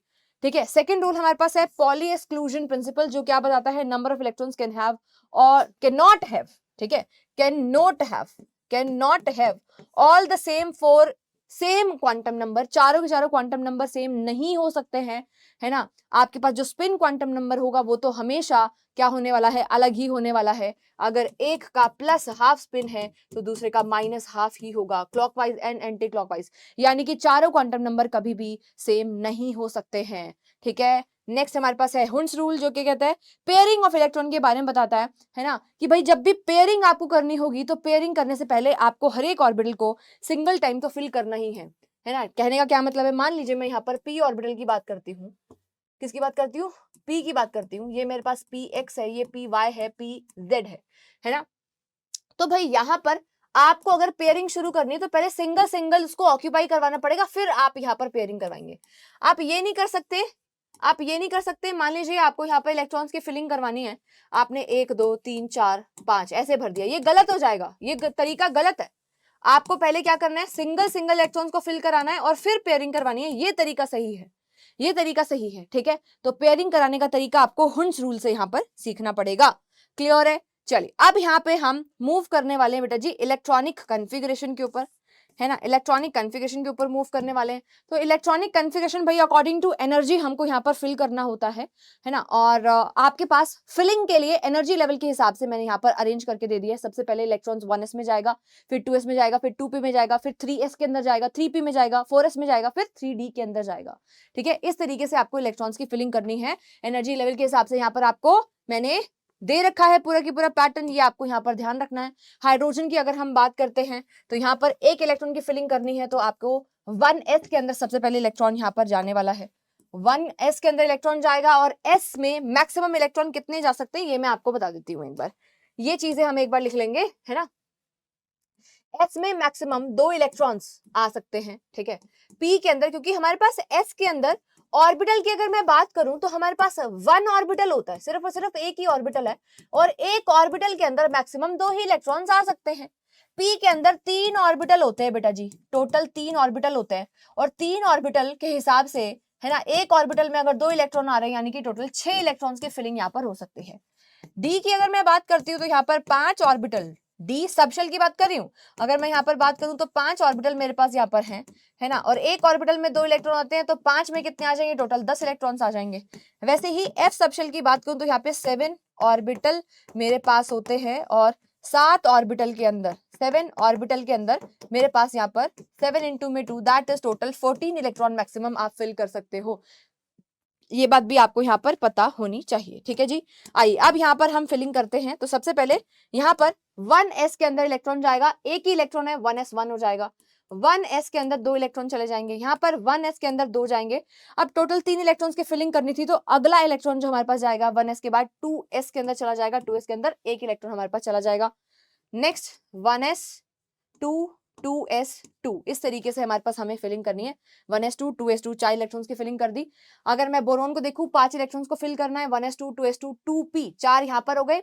अब अगला इलेक्ट्रॉन 2p के अंदर जाएगा और 2p के अंदर एक इलेक्ट्रॉन चला जाएगा, तो यहाँ पर 2p1 यहाँ पर हो जाएगा। इस चीज का आपको यहाँ पर ध्यान रखना है। अब इतनी इलेक्ट्रॉनिक कन्फिगरेशन तो भाई आपके पास सेम रहने वाली है, चेंज होगी 2p के अंदर जब तक 6 इलेक्ट्रॉन्स भर नहीं जाते। तो यहाँ पर 2p1, यहाँ पर 2p2, यहाँ पर 2p3, यहाँ पर क्या हो जाएगा 2p4 हो जाएगा। क्लियर है? क्या सभी को क्लियर है? नेक्स्ट यहाँ पर 1s 2s 2p की अगर हम यहाँ पर फिलिंग करेंगे, 9 इलेक्ट्रॉन्स को आपको फिल करना है ना। तो यहाँ पर हम कितने फिल कर चुके थे बेटा जी, यहाँ पर हम 8 इलेक्ट्रॉन्स को फिल कर चुके हैं। तो यहाँ पर 2 इलेक्ट्रॉन्स यहाँ पर डाले, 2 यहाँ पर डाले। नेक्स्ट हम यहाँ पर कितने डाल देंगे बेटा जी, 5 इलेक्ट्रॉन्स डाल देंगे, तो हमारे पास 9 इलेक्ट्रॉन्स यहाँ पर हो गए। नेक्स्ट यहाँ पर अगर मैं बात करूँ तो 2 इलेक्ट्रॉन्स 1s में, 2 इलेक्ट्रॉन्स 2s में, एंड 2p के अंदर मैंने यहाँ पर क्या डाल दिए हैं, 6 इलेक्ट्रॉन्स डाल दिए। टोटल 10 इलेक्ट्रॉन्स मेरे पास यहाँ पर हो गई है। ये नोबल गैस इलेक्ट्रॉनिक कन्फिगरेशन है ना। अगर हम देखें 2s एंड 2p, ये मेरे पास आउटर मोस्ट शेल है 2s एंड 2p, तो यहाँ पर क्या हो गए हैं हमारे पास वैलेंस शेल के अंदर टोटल हमने क्या डाल दिए हैं, 8 इलेक्ट्रॉन्स यहाँ पर आ चुके हैं, यानी कि ये क्या हो गया है, स्टेबल हो गया है। अब 2p पूरा भर चुका है। अब अगला इलेक्ट्रॉन सोडियम के केस में कहां पर जाएगा, 3s के अंदर जाएगा। तो यहाँ पे 3s के अंदर 1 इलेक्ट्रॉन हमने डाल दिया, ठीक है। तो उसी तरीके से 1s2 2s2 2p6 and 3s2 यहाँ पर हो जाएगा। तो इस तरीके से हमने मैग्नीशियम के अंदर डाल दिया है। अब 1s में जा चुका, 2s में जा चुका, 2p में जा चुका, 3s में जा चुका। अब किस में जाएगा भाई, अब आगे ये जाएगा बेटा 3p के अंदर, और 3p के अंदर आप इलेक्ट्रॉन्स को फिल करना शुरू करेंगे। अब ये सारे के सारे मैं आपको होमवर्क के अंदर दे रही हूँ, बहुत ही सिंपल है, ये सब आपको करने हैं, ठीक है। उसी तरीके से ये भी 20 तक बहुत ही आसान है ना, होमवर्क के अंदर दे रही हूँ, ये आप सभी को करना है। अब हम आगे यहाँ पर 21 से लेकर और 30 तक के एलिमेंट्स की इलेक्ट्रॉनिक कन्फिगरेशन एक बार यहाँ पर देख लेते हैं, किस तरीके से फिलिंग करनी है। भाई यहाँ पर मेरे पास एटॉमिक नंबर 21 है, 21 इलेक्ट्रॉन्स को मुझे फिल करना है। तो 1s2 2s2 2p6 3s2 3p के बाद किस में जाता है भाई, है ना, 2s के बाद 3s तक हम भर चुके थे, 3s के बाद 3p के बाद 4s, और 4s के बाद 3d के अंदर जाएगा। तो यहाँ पर 4s and 4s2 and 3d1 मेरे पास हो गया, ठीक है। यहां तक की इलेक्ट्रॉनिक कन्फिगरेशन आपके पास क्या रहने वाली है, सेम। देखो एज इट इज सेम रहेगी, क्या बदलेगा, 4s एंड 3d के अंदर चेंजेस होने वाले हैं। 4s 3d के अंदर चेंज होने वाला है यहाँ पर। तो यहाँ पर 4s2 3d1, यहाँ पर 4s2 3d2 हो गया, यहाँ पर 4s2 3d3 हो गया। पर क्रोमियम की बात अगर मैं यहाँ पर करती हूँ, ये स्पेशल केस है, आप सभी को पता है ना। इसकी इलेक्ट्रॉनिक कन्फिगरेशन पूछ भी लेता है बहुत बार पेपर में, है ना। 24 इलेक्ट्रॉन्स को आपको यहाँ पर फिल करना है। तो हम यहाँ पर 4s2 3d3 भरा हमने वेनेडियम के अंदर, क्रोमियम के अंदर हमने करा 4s2 एंड 3d4 कर दिया। पर क्या ये इलेक्ट्रॉनिक कन्फिगरेशन ऐसी होती है, नहीं। यहाँ पर होगा क्या, क्योंकि आपको पता है आपकी half filled and fully filled electronic configuration ज्यादा स्टेबल होती है ना। अब डी के अंदर मैक्सिमम 10 इलेक्ट्रॉन आ सकते हैं। अभी यहाँ पर 4 हैं, पर अगर हम आधा भी इसको फिल करवा दे तो वो ज्यादा स्टेबल हो जाती है। Half filled and fully filled electronic configurations are more stable, right. तो यहाँ पर S से डी के अंदर इलेक्ट्रॉन जंप करेगा 4s1 एंड 3d5 यहाँ पर आपकी राइट इलेक्ट्रॉनिक कन्फिगरेशन हो जाएगी। ये चीज आपको ध्यान रखनी है, हाफ फिल्ड इलेक्ट्रॉनिक कन्फिगरेशन ज्यादा स्टेबल होती है। अब यहाँ पर हम आगे मैग्नीज की बात करेंगे तो 4s2 3d5 हो जाएगा, 4s2 3d6 फॉर आयरन, ठीक है। नेक्स्ट 4s2 3d7 हमारे पास कोबाल्ट के लिए हो जाएगा, निकल के लिए 4s2 3d8 हो जाएगा, है ना। Copper, again copper is very important, है ना। कॉपर के अंदर भी हमारे पास यहाँ पर एक्सेप्शन हमको देखने को मिलेगा। इस केस में 4s2 3d9 ना हो करके, क्योंकि यहाँ पर अगर हम एक इलेक्ट्रॉन को जंप करवा के डी के अंदर डाल दे और 4s1 3d10 करवा दे, है ना, तो ये ज्यादा स्टेबल होगी, क्योंकि ये फुली फिल्ड इलेक्ट्रॉनिक कन्फिग्रेशन है। तो ये है सही और ये क्या हो जाएगी हमारे पास गलत, ठीक है। तो 4s2 एंड 3d10 हमारे पास किस में हो जाएगा, जिंक के अंदर हो जाएगा। तो दो एक्सेप्शंस जो मैंने यहाँ पर आपको करवाए हैं, बताए हैं, इस चीज का भी आपको यहाँ पर ध्यान रखना है, ये काफी ज्यादा इंपॉर्टेंट है, आपसे पूछा जा सकता है, ठीक है। चलिए अब यहाँ पर एक्सेप्शंस जैसे कि मैंने आपको लिखवाया यार, है ना, कि हमारे पास chromium and copper has exceptional electronic configuration due to their half filled and fully filled electronic configuration. ये भी आपके एग्जाम में पूछा जा सकता है, इंपॉर्टेंट है। Extra stability of half filled and completely filled electronic configuration ऐसा क्यों होता है, इसके पीछे का रीजन तुमसे पूछा जा सकता है ना। अगर तुम स्कूल के पेपर की बात करोगे तो सब्जेक्टिव, है ना, एग्जाम के अंदर आपके पास ये 5 मार्क का क्वेश्चन, सॉरी 2 मार्क का क्वेश्चन आ सकता है। तो आपको इसके अंदर 2 रीजन देने हैं। पहला हमारे पास है यार सिमेट्री, सिमेट्री की वजह से, है ना, क्योंकि ये सिमेट्रिकल होता है। It is well known fact that symmetry leads to the stability. Symmetry की वजह से क्या आती है हमारे पास, symmetry leads to stability, symmetry की वजह से स्टेबिलिटी आती है। अब वहां पर क्योंकि सिमेट्रिकल इलेक्ट्रॉनिक कन्फिगरेशन है वो, है ना भाई। अगर मैंने यहाँ पर क्या ले लिया, हाफ फिल्ड, इसको मैंने फिल कर दिया, किससे भर दिया भाई, है ना। यहाँ पे मैं डी ऑर्बिटल बना रही हूँ, 3 1 2 3 4 5 इलेक्ट्रॉन्स, 5 डब्बे बन गए, है ना। तो 1 2 3 4 5। अब देखो ये सिमेट्रिकल नहीं है क्या, एक एक इलेक्ट्रॉन बेटा जी सबके अंदर मैंने डाल दिया, ये सिमेट्रिकल नहीं है क्या, यस मैम ये सिमेट्रिकल है, ठीक है। पेयरिंग कर दोगे तब भी क्या हो जाएगा, सिमेट्री। तो सिमेट्री लीड्स टू स्टेबिलिटी, ठीक है। पहला सिमेट्री हो गया। दूसरा हमारे पास हो जाता है बेटा जी एक्सचेंज एनर्जी। दूसरा इंपॉर्टेंट रीजन हमारे पास क्या है यहाँ पर, second important reason is exchange energy. ये दोनों चीजें आपको यहाँ पर ध्यान रखनी है, ठीक है। इसका थोड़ा सा आपको एक्सप्लेन भी करके आना पड़ेगा पेपर के अंदर, ठीक है। तो जब भी आप यहाँ पर half filled and fully filled electronic configuration आपके पास होती है ना, तब आपके पास क्या हो जाती है, maximum number of exchange possible होते हैं, ठीक है। एज अ रिजल्ट आपके पास जो स्टेबिलिटी होती है वो भी क्या हो जाती है, मैक्सिमम हो जाती है। कुछ इंपॉर्टेंट पॉइंटर्स आपको जरूर यहाँ पर मेंशन करके आने हैं। चलिए कुछ क्वेश्चंस को यहाँ पर देखेंगे। पहला क्वेश्चन क्या है, the discovery of neutron become very late. किस लिए लेट हो गई भाई, क्योंकि neutrons are present in the nucleus, नहीं है तो प्रेजेंट तो न्यूक्लियस में, पर उसकी वजह से नहीं हुई थी लेट। लेट इसलिए हुई थी क्योंकि न्यूट्रॉन चार्जलेस थे, उसके ऊपर कोई चार्ज नहीं था। तो आपके पास, है ना, ऑप्शन नंबर 2 क्या हो जाएगा, राइट आंसर। अगला क्वेश्चन देखेंगे, which is the correct statement about the proton. Proton के बारे में करेक्ट स्टेटमेंट आपको बतानी है। Proton is nucleus of deuterium. Deuterium का न्यूक्लियस है क्या प्रोटोन, अच्छा जी।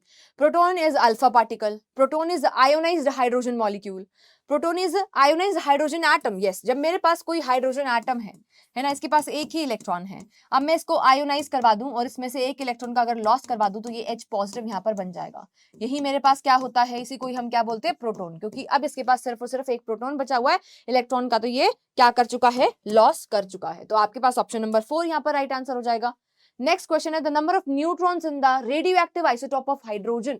हाइड्रोजन का रेडियोएक्टिव आइसोटोप जो होता है बेटा वो प्रोटियम होता है, सॉरी ट्रिटियम होता है ना, लिखा मैंने यहाँ पर ट्रिटियम है, बोल प्रोटियम दिया, ठीक है। तो protium, deuterium and tritium. Tritium जो होता है आपके पास H3 जिसका मास कितना है, 3 है, ये हमारे पास रेडियोएक्टिव वाला आइसोटोप होता है। इसके अंदर मुझे नंबर ऑफ न्यूट्रॉन अगर निकालने हैं तो मैं यहाँ पर क्या करने वाली हूँ बेटा, मास नंबर में से क्या माइनस कर दूंगी, यहाँ पर मास नंबर में से आपको पता है नंबर ऑफ न्यूट्रॉन्स अगर आपको निकालने हैं, है ना, तो